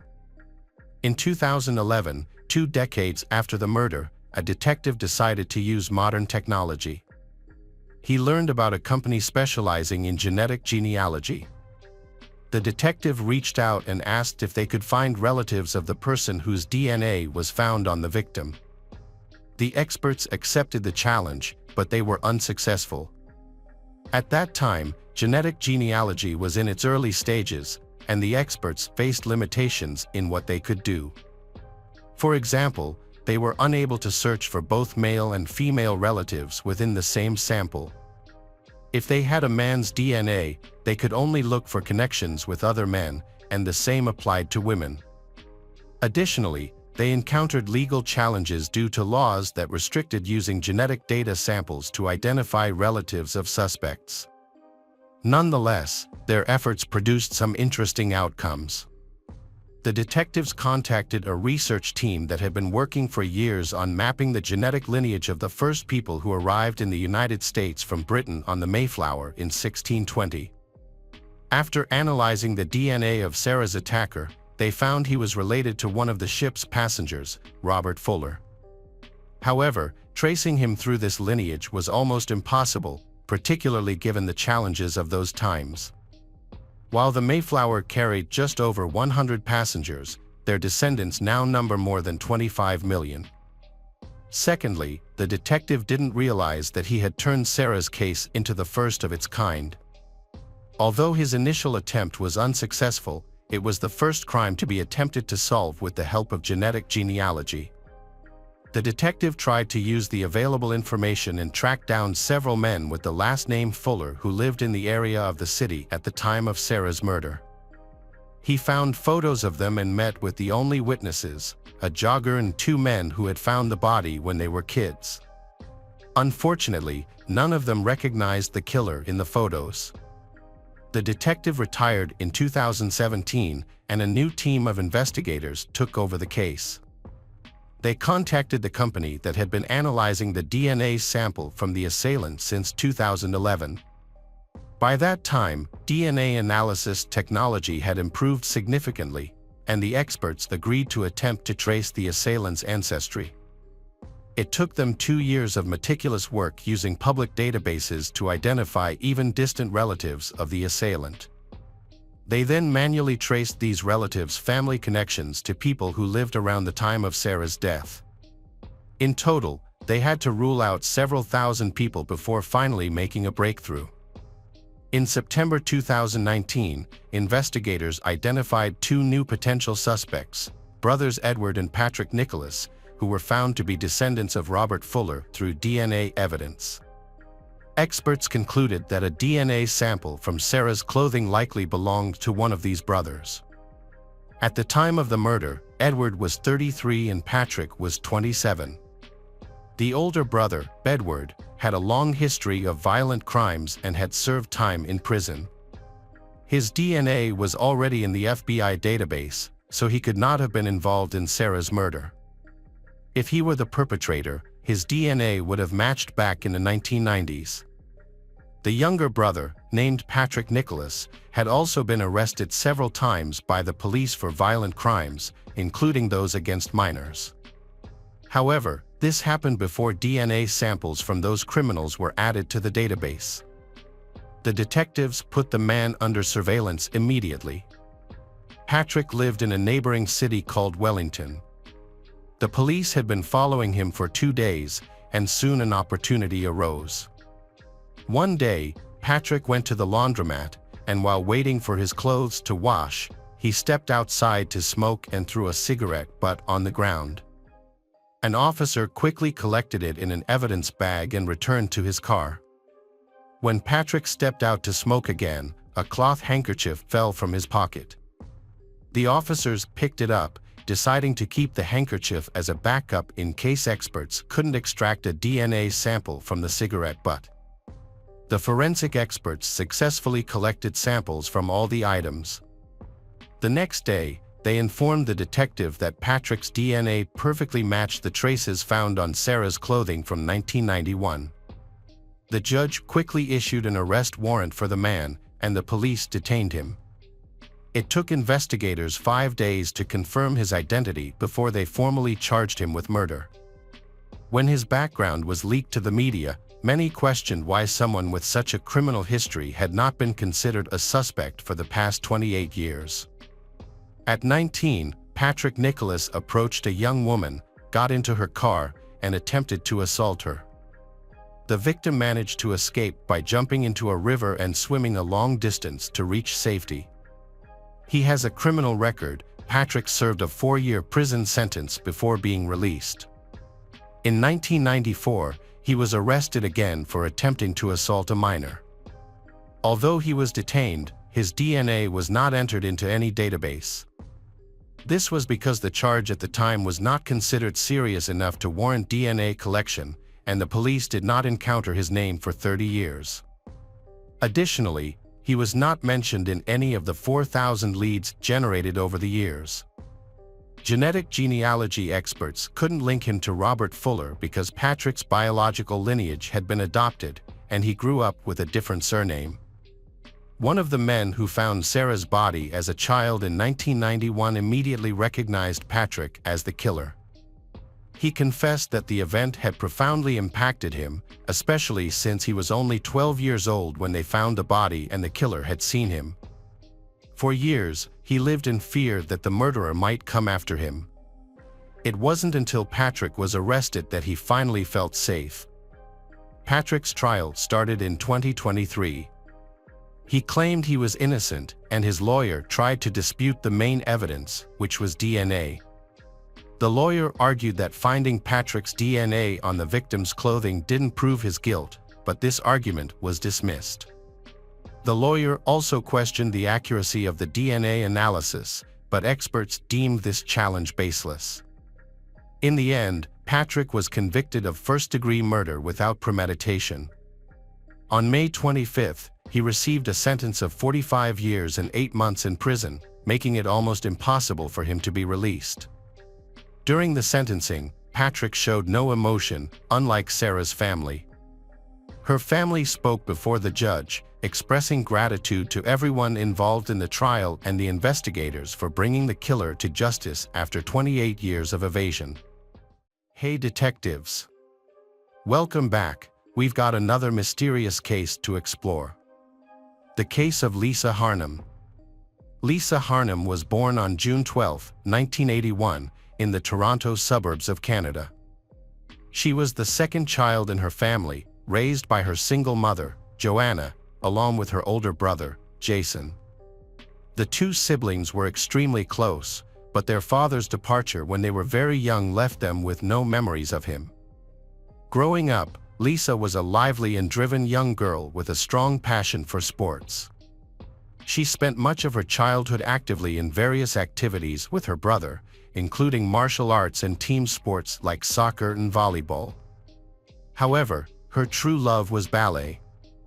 She spent hours each day at the dance studio, practicing rigorously. As she was naturally tall and slender from a young age, she initially seemed suited for ballet. Nevertheless, her professional ballet training required an extremely strict diet, which ultimately took a toll on her growing body. Lisa struggled with anorexia, an eating disorder, during her teenage years. She initially kept her condition a secret, believing she could handle the problem on her own. However, as her weight dropped to a critically low level, her mother intervened and admitted her to a clinic for treatment. Lisa spent several months in rehabilitation, focusing on regaining her health and weight. After completing her high school education, Lisa pursued her passion for dance and decided to explore a career in the beauty industry. Alongside her university studies, she worked as a perfumer for a large cosmetics chain. In her free time, she honed her makeup and hairdressing skills. In 2005, after celebrating his 24th birthday, Lisa felt an overwhelming desire for change. She wanted to leave Canada and move to Australia. Two primary reasons drove this decision. She craved a warmer climate and was eager to explore the world. To make the move possible, Lisa obtained a one-year work visa and traveled to Australia. Her mother accompanied her initially, staying for the first few months to ensure Lisa settled into her new surroundings. Once satisfied that her daughter was capable of taking care of herself, her mother returned to Toronto. Lisa made the decision to stay in Sydney permanently after her initial visa expired. To achieve this, she first extended her stay for another year. During this time, she gathered the necessary documents to apply for Australian citizenship. Outside of work, Lisa faces her own personal problems. Due to not having a father figure in her childhood, she often found herself attracted to older men. She often seeks concern from more mature men. Lisa's personal and professional life began to fall into place when she landed a job at a Sydney cosmetics company in 2006. She soon started dating a coworker who was nearly twice her age. As their relationship progressed, they decided to move in together, and Lisa relocated to his apartment. A few months later, they took the next step, and Lisa introduced her boyfriend to her mother and brother. And they accepted her choice. The couple traveled extensively, visiting destinations like the Seychelles and Paris, and even attending Rio de Janeiro's famous carnival. At one point, the man proposed to Lisa, and she happily accepted. However, their engagement was short-lived. About a year later, the couple broke up. While Lisa didn't reveal the specific reasons for their split, but she hinted that their age difference was a major factor. In 2010, Lisa completed her education at the Sydney College of Stylists. She secured a job as a hairdresser at a well-known beauty salon, where she quickly gained the respect of her colleagues and the trust of her clients. During this time, Lisa starts dating a new boyfriend. However, it came to a swift end when she discovered he was married. As she didn't want to damage someone else's family, she ended the relationship promptly. Before the breakup, he introduced Lisa to a businessman named Simon Gitney at a party. Unfortunately, this introduction had severe consequences for Lisa. Simon Gitney was born in December 1973 in Maryland to an immigrant family from Lebanon who held strong religious beliefs. His parents raised Simon and his 5 siblings with a firm hand. Despite this, Simon struggled with managing his emotions from a young age, frequently experiencing intense anger outbursts and displaying possessive tendencies. He could not stand rejection and often resorted to violence. Simon's behavior eventually landed him in trouble with the law. Simon's first experience in jail occurred when he was 18 years old. He showed up at his ex-girlfriend's workplace and began harassing her, prompting the store owner to intervene and throw him out. Undeterred, Simon returned with friends and attacked the store owner. Simon physically assaulted him. As a result, Simon was jailed, but only served a short sentence and was eventually released on bail due to good behavior. 3 years later, Simon was arrested again, this time for robbery. Then he resisted arrest. A physical altercation broke out and he bit off part of a police officer's ear. This act put him at risk of a serious prison sentence. Fortunately, the pastor of his family's church intervened on his behalf, which led to Simon serving only a year and a half in prison. Years later, in 2000, Simon got into trouble with the law once more. He was arrested for possessing and distributing illegal substances. Despite the severity of the crime, but he received a relatively lenient sentence and served only 2 years. After his release, Simon appeared to turn his life around. He relocated to Sydney and co-founded a successful luxury women's shoe business with some friends. The business generated a substantial and steady income, quickly making Simon wealthy. He purchased in a luxurious home in an upscale neighborhood and a high-end vehicle. Simon made a concerted effort to conceal his troubled past from those around him, including roommates and romantic partners. Simon and Lisa had exchanged numbers at a party, and he soon followed up with a call. They started with casual conversations, but over time these talks developed into a romance. In January 2010, Lisa confided in Simon about her dissatisfaction with her current living situation. She expressed a desire to rent an apartment in a different neighborhood. Simon generously offered her a temporary place to stay in his luxury apartment, rent-free, while she searched for a new home. Despite initial reservations from Lisa's mother, Joanna, Lisa reassured her that the arrangement was temporary and that she and Simon were just friends. At the time, Lisa assumed Simon was gay because he takes great care of his looks and used piercings, but this assumption proved to be incorrect. For the initial 2 months, Simon maintained a reserved distance from Lisa. They lived in separate rooms, and there wasn't even a hint of intimacy between them. However, but over time, they became closer, the so-called spark burned, and they started dating. When they began dating, Simon was 37, and Lisa was 28. To Lisa, Simon seemed perfect, charming, sociable, and generous. He frequently surprised her with gifts and pleasant experiences, causing her to see him as a prince in a fairy tale. As a couple, they began attending social events together, especially at an elite sports club that Simon frequents. Lisa genuinely believed she had found her soulmate and was convinced that she would spend the rest of her life happily with Simon. She happily shared her feelings with her mother, brother, and friends, but she remained oblivious to the fact that her fairy tale would soon come to an end. 6 months into their relationship, Simon's behavior began to shift in subtle ways that Lisa didn't notice at first. Unaware of the manipulation, she thinks that Simon is doing everything just for her good. However, he slowly isolated her from her friends and family, disregarded her personal boundaries, and attempted to alter her perspectives, tastes, and behavior to align with his own desires. In June 2010, shortly after Lisa's 29th birthday, Simon started pressuring her to leave her job at the beauty salon. He said that she wasn't appreciated there and she could find a higher-paying job elsewhere. However, Lisa enjoyed her work and had many loyal clients.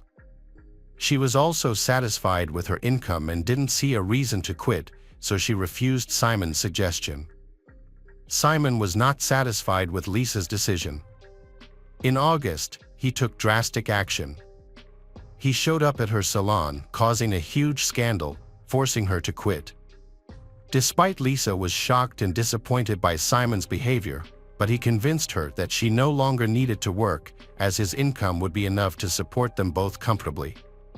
He reassured her that they could afford anything they wanted and live a life of luxury. A month and a half later, Simon and Lisa moved into a high-end apartment on the 15th floor of an elite residential complex. Unbeknownst to Lisa, the apartment was filled with hidden surveillance cameras, allowing Simon to monitor her every move. He further tightened his grip on her by giving her a smartphone and laptop that he had pre-installed with spyware. The spyware enabled Simon to track Lisa's messages, emails, calls, and movements. He also gained access to her social media accounts, which he manipulated by deleting posts and photos, reading her private correspondence, and controlling her friend list. As time passed, Simon's control over Lisa grew, but he cleverly made it seem as though she was making her own decisions.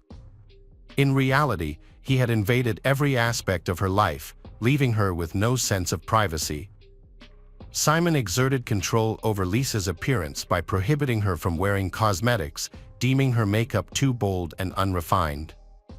He also purchased unflattering clothing in dark colors, discarding her existing wardrobe due to its revealing nature, which he believed would attract unwanted male attention.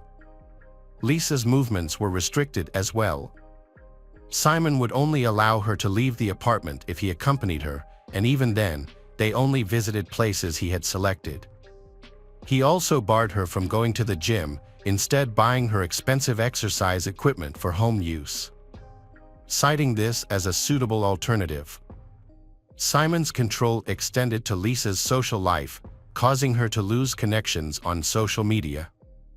As her online connections dwindled, Simon eventually convinced her to delete her accounts altogether. Lisa had lost touch with her friends, and her interactions were under constant surveillance. The only people she was allowed to communicate with were her mother and brother, with Simon's permission. When Christmas 2010 approached, Lisa planned a trip home to Canada to spend the holiday with her family. Initially, Simon intended to join her, but then because he was busy with work, he couldn't go with her. Despite his reservations, Lisa persuaded him to let her travel alone, as she had not seen her loved ones in over a year. Simon eventually agreed, but only on the condition that she adhere to a strict set of rules he had established for her trip. Her brother Jason and her mother, Joanna, were shocked by the transformation in Lisa over the past year. Gone was the bright and cheerful beauty she once was. Her appearance had changed in every way. Without makeup, her face was barely recognizable. Her luxurious hair is tied into a ponytail and hidden under a headpiece. Her clothes were now baggy, unflattering, and black. However, it was not just her physical appearance that was alarming. Lisa's behavior had also changed significantly. She would flinch with anxiety every time the phone rang and rush to answer it instantly. This was because Simon had made it a condition for her. She had to be available to answer his calls at any time, no matter what she was doing. Lisa always stayed at her mother's house, refused to see her friends, and almost never went out, causing her mother Joanna to become extremely concerned. Joanna decided it was time to have an honest conversation with Lisa to understand why she was behaving this way. During this conversation, Lisa broke down in tears and confessed that her boyfriend Simon constantly monitored her activities, knowing who she associated with, who she talked to on the phone, and what they discussed. Lisa also revealed that Simon controlled many aspects of her life, forbidding her from working, seeing friends, going to the gym, or have any preferences. As a result, she had lost touch with all of her friends. Lisa's mother was shocked and urged her to stay in Canada, pointing out that she had no ties in Australia. However, Lisa was resolute, explaining that she loved Simon and didn't want to end their relationship. She believed their issues were temporary, given they'd only been together for less than a year, and that he would eventually calm down and become less controlling. Lisa was also convinced that Simon genuinely cared for her and wanted the best for her. Despite her family's concerns and efforts to persuade her that the relationship was unhealthy, Lisa decided to return to Australia to be with Simon. Lisa tried to ease her mother's concerns by telling her that Simon cared for her and wouldn't cause her harm. However, when Lisa went back, things took a turn for the worse. Simon restricted her from leaving their apartment and even demanded that she avoid eye contact with other men when they were out in public, insisting she keep her gaze on the ground. Furthermore, Simon started referring to Lisa by her middle name, Cecilia, because he thought it sounded more polite that way. In the spring of 2011, Lisa started experiencing pain in her leg due to an old ballet injury from her youth. Instead of taking her to a hospital, Simon arranged for a female physical therapist to visit their home 3 times a week to treat her with massages. Over time, the therapist became Lisa's closest friend and confidant, someone she trusted and shared her difficult situation with. On June 12, Lisa's 30th birthday, Simon organized a party at Sydney's most expensive restaurant, but the guest list only included his own family and close friends. Lisa was not given the opportunity to invite any of her own friends or acquaintances. As the evening came to a close, Simon surprised her by proposing and placing a ring on her finger. Lisa accepted, but her reaction was not what would have been expected. Instead of tears of happiness, she began crying tears of desperation and hopelessness. Back home, Lisa called her mother to share the news of her engagement, but her excitement quickly turned to worry as she began to sob on the phone. However, her mother, Joanna, was far from thrilled. Joanna immediately expressed her disapproval of the engagement and urged Lisa to end the relationship and return to Canada as soon as possible. Lisa pleaded with her mother to stop discussing the matter over the phone, because Simon might be eavesdropping on their conversation. Lisa tries to distract herself with thoughts about their upcoming wedding. However, when she tried to discuss the plans with Simon, he abruptly interrupted her and declared that he would make all the decisions, including choosing the venue, buying her wedding dress, and creating the guest list. This left Lisa feeling devastated and powerless. Feeling lost, she confided in her physiotherapist during a visit, confessing that she couldn't continue in the relationship but felt trapped because Simon wouldn't allow her to leave. Lisa and the masseuse devised a secret plan. Each time the masseuse visited, Lisa discreetly gave her some of her possessions for safekeeping, making sure Simon didn't suspect a thing. On July 28, Simon left his laptop behind in the rush, an unusual mistake since he always carried it with him. Seizing the opportunity, Lisa accessed the laptop and discovered her worst fears. She found a spyware program that allowed Simon to monitor all the data from her phone. Lisa was discovered recordings of her conversations with her mother and surveillance footage from cameras in every room of their apartment. Fearing for her well-being, Lisa used the masseuse's phone to call her mother and ask her to get on the next flight to her apartment and take she home. However, Joanna was unable to leave work immediately, as she had to arrange a shift swap with a colleague. Joanna would later deeply regret the delay this. Upon returning home, Simon quickly discovered that Lisa had accessed his laptop and seen the spyware. Lisa broke down in tears, struggling to understand why she deserved to be treated this way. However, Simon justified his actions, saying they were for her own good. The following day, July 29th, a heated conversation took place between Simon and Lisa, which was later presented in court as evidence. During this conversation, Lisa became emotional and asked if she could go home. In contrast, Simon remained calm and spoke with confidence, assuring her that returning home was not an option. He then told Lisa to calm down and suggested that she had mental issues. On the morning of July 30th, 2011, Lisa woke up early, dressed neatly, and put papers and necessary items in her purse. Before leaving, she locked herself in the bathroom to make a disturbing phone call to her mother. During the call, Lisa said her mother that if anything were to happen to her, her fiancé, Simon, would be responsible. Lisa's intention was to exit the apartment without waking Simon, but she was unsuccessful. The incidents that followed are unclear, and the incident details remain a mystery. However, neighbors reported hearing a scream in the hallway, which stopped abruptly before they could react. Just 1 minute later, a young woman, later confirmed to be Lisa, fell from the balcony of the 15th floor in her fatal crash to the ground below. She landed on the ground, where she died instantly from her severe injuries. Several people on the street saw this happen, but it occurred so quickly that they didn't have time to fully understand the situation. However, one eyewitness, a man who was walking his dog nearby, provided more details. He said that he heard a noise and looked up to see a man holding something large. This man then dropped the object, which turned out to be Lisa. 3 minutes later, Simon, dressed in his pajamas, ran into the street, overcome with tears. He expressed despair about his future, insisting he had been too late to stop Lisa. Initially, the situation seemed like an accident, but Simon swiftly contradicted this assumption, announced that Lisa had ended her own life. Further investigation revealed a cryptic note in Simon's pocket and a disturbing video recording further complicated the situation. After the body Lisa was brought to the morgue and examined, some clues have been found. Upon searching the pockets, investigators found fragments of a torn note containing the message, "There are cameras everywhere in the apartment."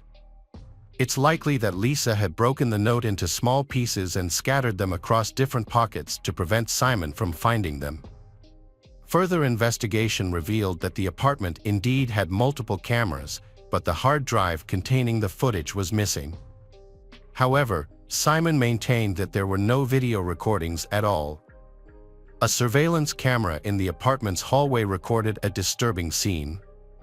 Approximately 1 minute before Lisa's fatal fall, the footage shows her desperately running out of the apartment and calling for help. However, Simon quickly grabs her from behind, covers her mouth, and forcibly drags her back inside. This incident is believed to be connected to the scream heard by the neighbors. Investigators also discovered evidence on Simon's laptop, including a recorded conversation he and Lisa had the night before her death, as well as spyware software he used to secretly monitor her activities. Simon stated that he and Lisa had a disagreement that morning, resulting in her becoming hysterical. She initially fled to the hallway, screaming, but he calmed her down by bringing her back inside, fearing a scene in front of the neighbors. Moments later, as Simon was about to call Lisa's mother on the phone, Lisa went out to the balcony and fell. Simon claimed that Lisa once mentioned ending her own life, but he had not taken her threat seriously. He explained that his decision to install spyware was largely driven by his genuine concern for Lisa's well-being and safety.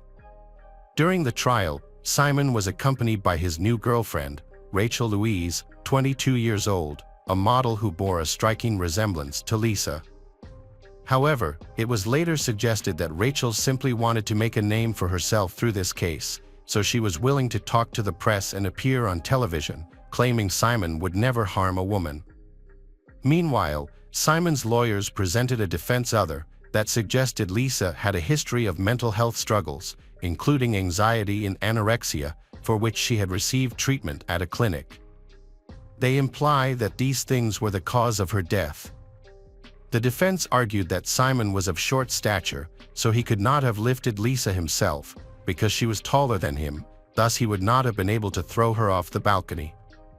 However, a trainer from Simon's gym disputed this claim, stating that Simon lifts heavy weights, so he is much stronger than he looks and can easily lift Lisa.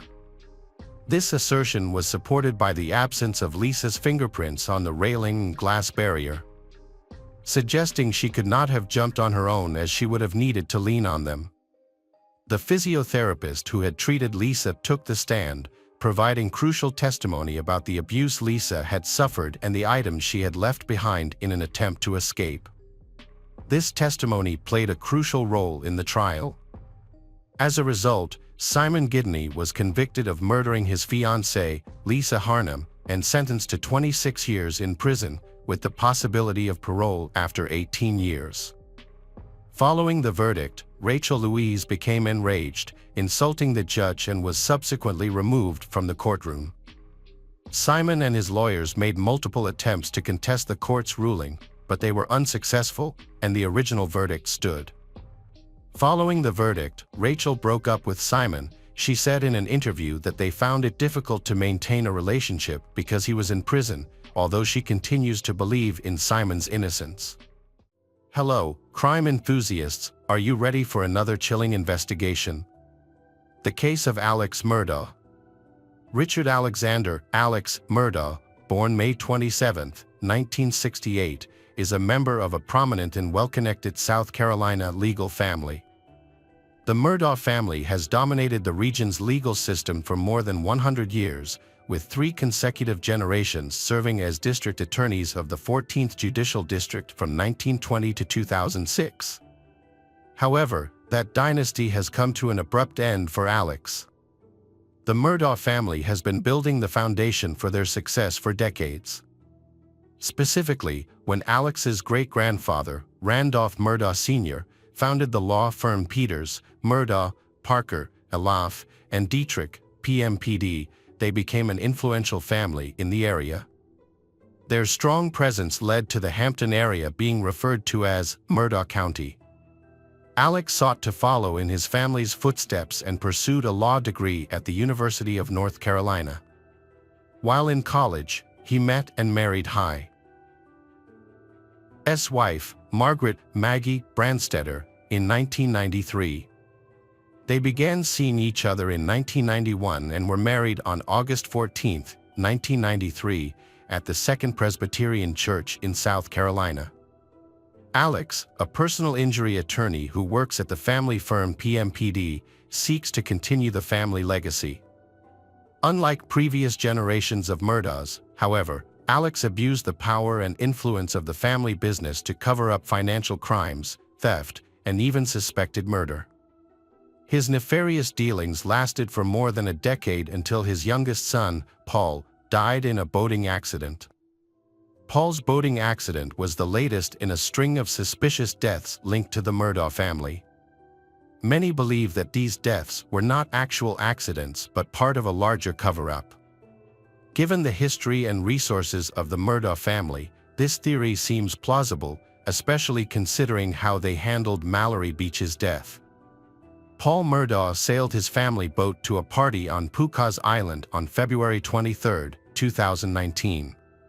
Having just graduated from high school, Paul and his girlfriend Morgan Dowdy, along with Anthony Cook and Mallory Beach, wanted to have a party in a night of unsupervised fun.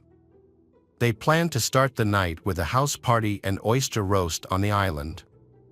However, parties can't start without alcohol, so Paul bought some beer and hard liquor using his brother's ID. They left the Murdaugh River house at 7 p.m.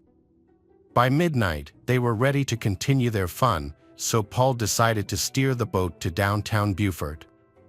There, he and Connor, a teenager, also joined the boat party, had 2 rounds of drinks around 1 a.m. On the way back to the boat, Paul and Connor were caught on a surveillance camera. At this point, Paul had been drinking heavily, and according to other passengers, he began to act strangely around 1:15 a.m. As they sailed, the situation became more complicated. The group started to disagree with Paul as he steered the boat in a disoriented manner and acted as if he were drunk. Mallory recalled that Anthony asked Paul to take him to a nearby rock to get off, but Paul refused. Morgan later commented that Paul took his hands off the wheel several times to argue with her, which made Mallory very nervous. GPS data from the boat's Garmin device indicated a period of acceleration. Paul, however, denied pushing the boat forward, but he was at the wheel at 2:20 a.m. when the boat hit the bridge, throwing Mallory into the water. The other teens were also in danger. Connor suffered a broken jaw and Morgan sustained a serious hand injury. Connor called 911 and help arrived immediately. When Deputy Beaufort arrived, the teens were in a state of chaos. The first thing he noticed was that Anthony was in distress. He reported that when he saw Paul smiling, Anthony actually tried to run past him to get to Paul. Police reported finding blood in the main cabin of the boat and a large crack in the hull from the collision. All of the teens were intoxicated and were taken to the hospital for treatment, except for Anthony. Everyone agreed to treatment except Paul, who was highly agitated and had a blood alcohol level of 0.243, while above the legal limit. Paul's father, Alex, was present that night, going from room to room trying to calm everyone down and control the situation. After 8 days of searching, Mallory's body was finally found. The autopsy revealed that she died from blunt force trauma to the head and subsequent drowning. Several witnesses, including Paul's girlfriend Morgan, testified that Paul was speeding in the boat that night. However, Paul was neither arrested nor charged. This led to speculation that Alex may have intervened in the legal process to help his son escape punishment. In March 2019, the Murdaugh family was sued for wrongful death. Mallory's family alleged that Paul's mother, Maggie, knew her son was intoxicated while the group was boating. Additionally, they claimed that his brother Buster provided the paperwork necessary for the group to purchase alcohol. It was not until April 18, 2019, on Mallory's 20th birthday, that Paul was charged with 3 felony counts of operating a boat while intoxicated, resulting in her death and the serious injury of 2 other passengers. Paul pleaded not guilty and was released on $50,000 bail. Unfortunately, Paul's trial date never arrived. He died before the case could proceed. Another death that appears to be linked to the Murdaugh family is that of Stephen Smith, an openly gay teenager whose body was found on July 8, 2015, lying in the middle of a road in Hampton County, South Carolina. The cause of death for the victim was severe head trauma. The incident was initially ruled a hit-and-run accident, and no suspects were arrested. However, the victim's mother believes her son was murdered in a hate crime. Stephen had been classmates with Buster Murdaugh in high school. In addition to their friendship, there were rumors that the two had been romantically involved. Some have suggested Buster was involved in Stephen's death and that the story of him running away after the accident was a lie. On March 22, 2023, the South Carolina Department of Law Enforcement reopened the case, confirming that his death was indeed a homicide, although no suspects have been named. Another case involves the Murdaugh family. Gloria was the longtime housekeeper for Alex's family. On February 2, 2018, she suffered a serious head injury after falling down the stairs at the Moselle mansion. She later died on February 26, 2018, from complications related to the accident. Alex claimed that his dogs greeted Gloria at the top of the stairs, causing her to trip and fall backward, leading to the accident. It is unclear why no autopsy was performed to confirm Alex's version of events. Gloria's death certificate listed the cause of death as natural causes. Gloria's sons sued for their mother's untimely death in 2018 and were awarded a $1.4 million insurance settlement in 2020. However, the money and reached them. Alex allegedly plotted to collect the insurance money, approached Gloria's sons, and encouraged them to sue him, even introducing them to an attorney named Corey Fleming. Corey Fleming was a longtime friend and associate of one of Alex's sons. They conspired to defraud and steal the Gloria family's insurance money. They wired the insurance money into Alex's bank account without notifying the Gloria family that they had received the money. Gloria's sons then filed a new civil lawsuit on September 15, 2021, against Alex. On the same day, state investigators opened a criminal investigation into Gloria's death. Investigators are trying to determine whether there is any criminal liability in her death. Based on a request from the Hampton County coroner, they found that Gloria's cause of death was not due to natural causes. After Gloria's family gave permission, authorities conducted an autopsy to investigate further. In late September 2021, Alex faced multiple charges related to financial misconduct and embezzlement. Before the Gloria family sued, Alex had been involved in fraud and embezzlement for nearly a decade. Alex was accused of participating in a money laundering and painkiller abuse scheme that lasted from October 2013 to September 2021, along with his distant cousin and co-defendant, Curtis Smith. On September 4, 2021, Alex and Curtis conspired to commit murder. Alex provided Curtis with a gun and instructed him to shoot Alex himself, intending for Buster, Alex's only surviving son, to collect Alex's life insurance policy after his death. Curtis went to the location Alex had prepared, where Alex pretended that his tire was flat, and Curtis shot him as instructed. However, the bullet only caused minor injuries to Alex, who called 911 himself. When local law enforcement inspected the scene, they recognized signs of foul play but were unable to prove it. A few days later, Alex admitted that he had conspired with Curtis and staged the shooting. His lawyer informed him that he was mentally unstable and that malicious elements were taking advantage of the situation. They claimed that Alex wanted to commit suicide so that Buster could collect a $10 million life insurance policy. Alex turned himself in when he learned a warrant had been issued for his arrest and was charged with fraud and conspiracy to commit insurance fraud. He filed a police report just 2 days after the incident. Alex announced that he would resign from his family law firm and enter rehab for treatment. After his release, he was quoted as saying that he had made many decisions that he regretted. In September 2021, the South Carolina Supreme Court indefinitely suspended Alex's law license. Further investigation into Alex's life revealed that he had committed several financial crimes, including tax evasion, embezzlement, and misappropriation of funds from clients and the law firm where he worked. Alex was released from rehab on October 14, 2021, and was later arrested. He was charged with 2 felony counts of fraud.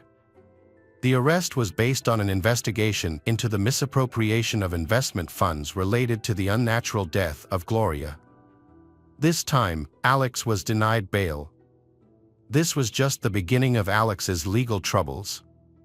On November 18, 2021, he was indicted on 27 counts of financial fraud, including allegedly stealing money from clients, other lawyers, and the family of his deceased housekeeper. On December 9, 2021, an additional 21 charges were filed against Alex, bringing the total to 48.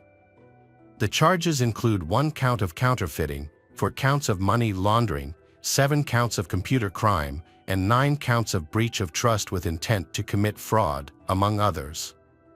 It is estimated that Alex stole more than $6.2 million from his victims.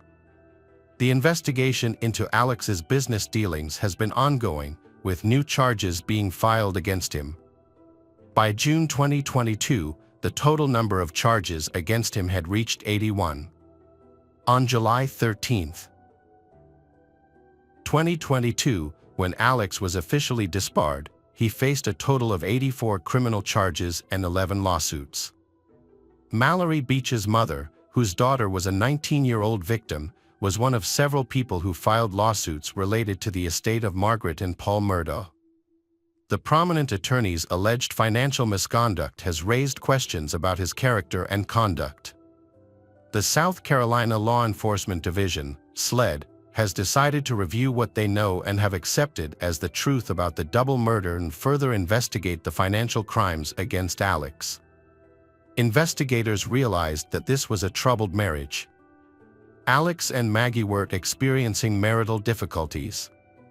Maggie was living separately at the family home on Edisto Island, which is a little over an hour's drive from the Moselle estate.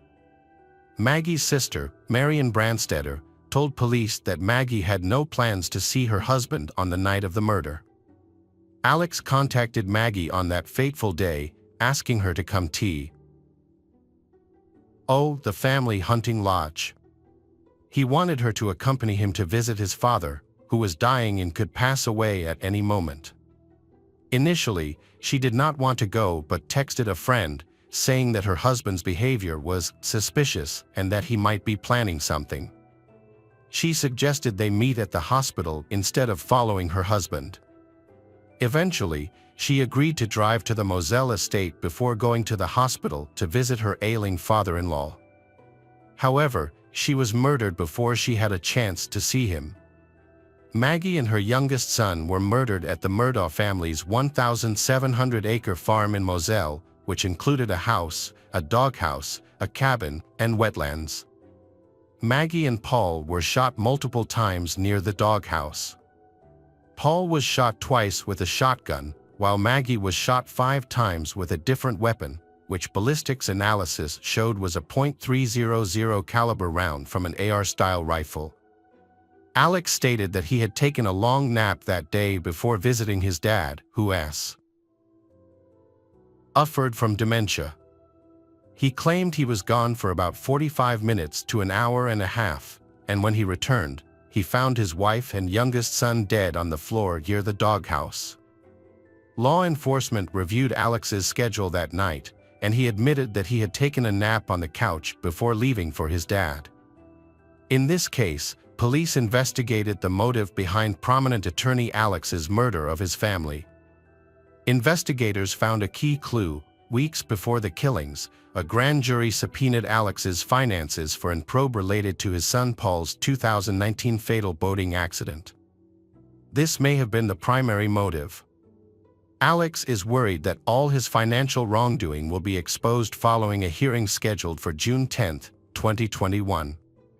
Furthermore, his law firm has uncovered his misuse of company funds. Gene Singer, the company's chief financial officer at the time, confronted Alex about the missing money on June 7, 2021, the day of the murder. State authorities say the financial pressure used Alex to panic and fear that his world was falling apart. Once a prominent lawyer in South Carolina, Alex devised a bold plan to hide his financial crimes. However, these acts are gradually becoming public and drawing sympathy away from him. On July 14, 2022, 13 months after the shooting that killed his wife and son, Alex was charged with their murders. His trial commenced with charges of murder and possession of a weapon during the commission of a violent crime. The prosecution claimed that Alex used both a handgun and an AR rifle to shoot and kill his wife and son at close range. The murder weapons were never found. Alex's defense team argued that the shootings were carried out by 2 different shooters based on the weapons used. An expert witness for the defense stated that the height of the shooters could have ranged between 5 feet 2 inches and 5 feet 4 inches, while Alex stands at 6 feet 4 inches tall, which disqualified him as a suspect. Prosecutors pointed to the gunshot evidence as indicating Alex's involvement. However, the expert witness, when questioned, acknowledged that other factors besides height could have influenced the trajectory of the bullets. The ballistics investigation determined that Maggie was shot with .300 blackout rounds from an AR-style rifle. Investigators found a box of these bullets on the Murdaugh family property. The state's attorney argued that Alex killed his wife and son to gain sympathy and avoid responsibility for his financial crimes. However, Alex's attorney disputed this theory, claiming that there was no reason for Alex to divert the financial investigation away from himself and instead put himself at the center of a murder investigation. During the trial, evidence emerged suggesting that Alex was not the one who directly committed the murders that the South Carolina Department of Law Enforcement, SLED, was investigating.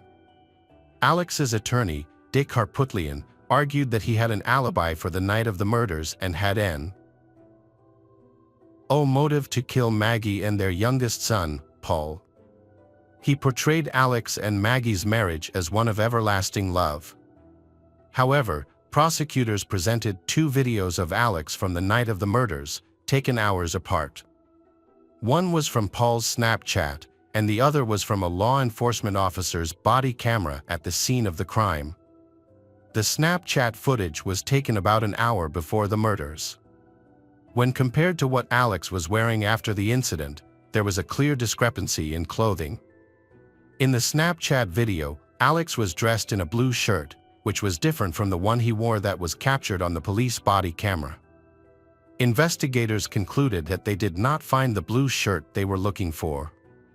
Prosecutors believe Alex attempted to influence a key witness's testimony by asking if she remembered the shirt he was wearing the night of the incident.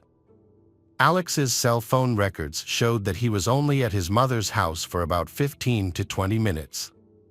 Alex's MOT. Hers caretaker also confirmed this, claiming that he only stayed for about 15 to 20 minutes before leaving. However, Alex claimed that he stayed for at least 45 minutes, and possibly as long as an hour and a half. When asked how long he stayed with his mother, Alex responded, about 15 to 20 minutes. 20 minutes at most.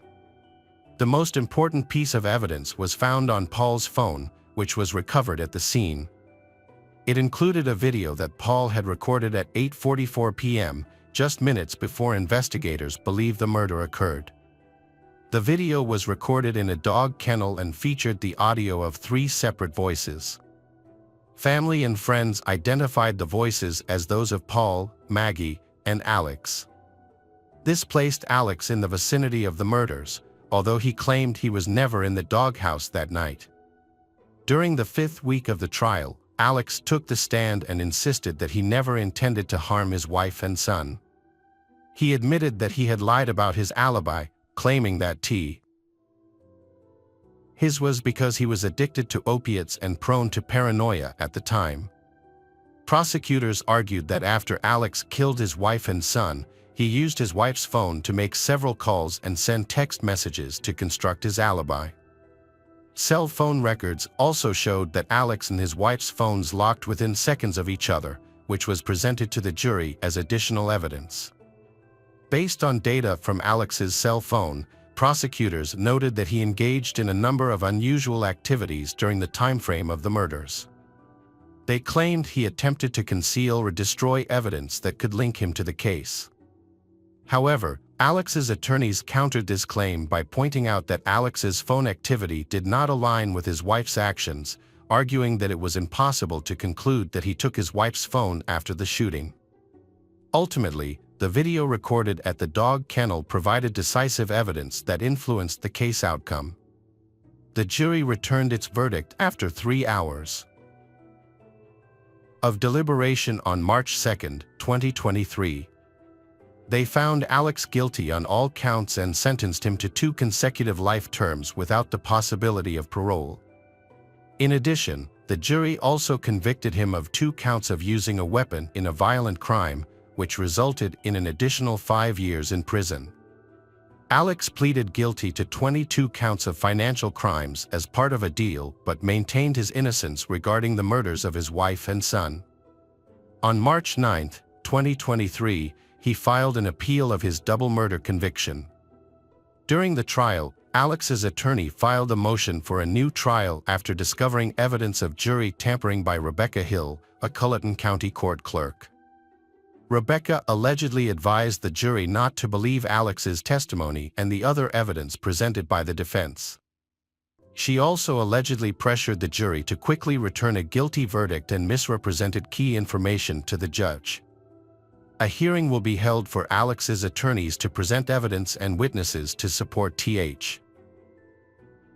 her claims. However, no judge has yet been selected to preside over the hearing.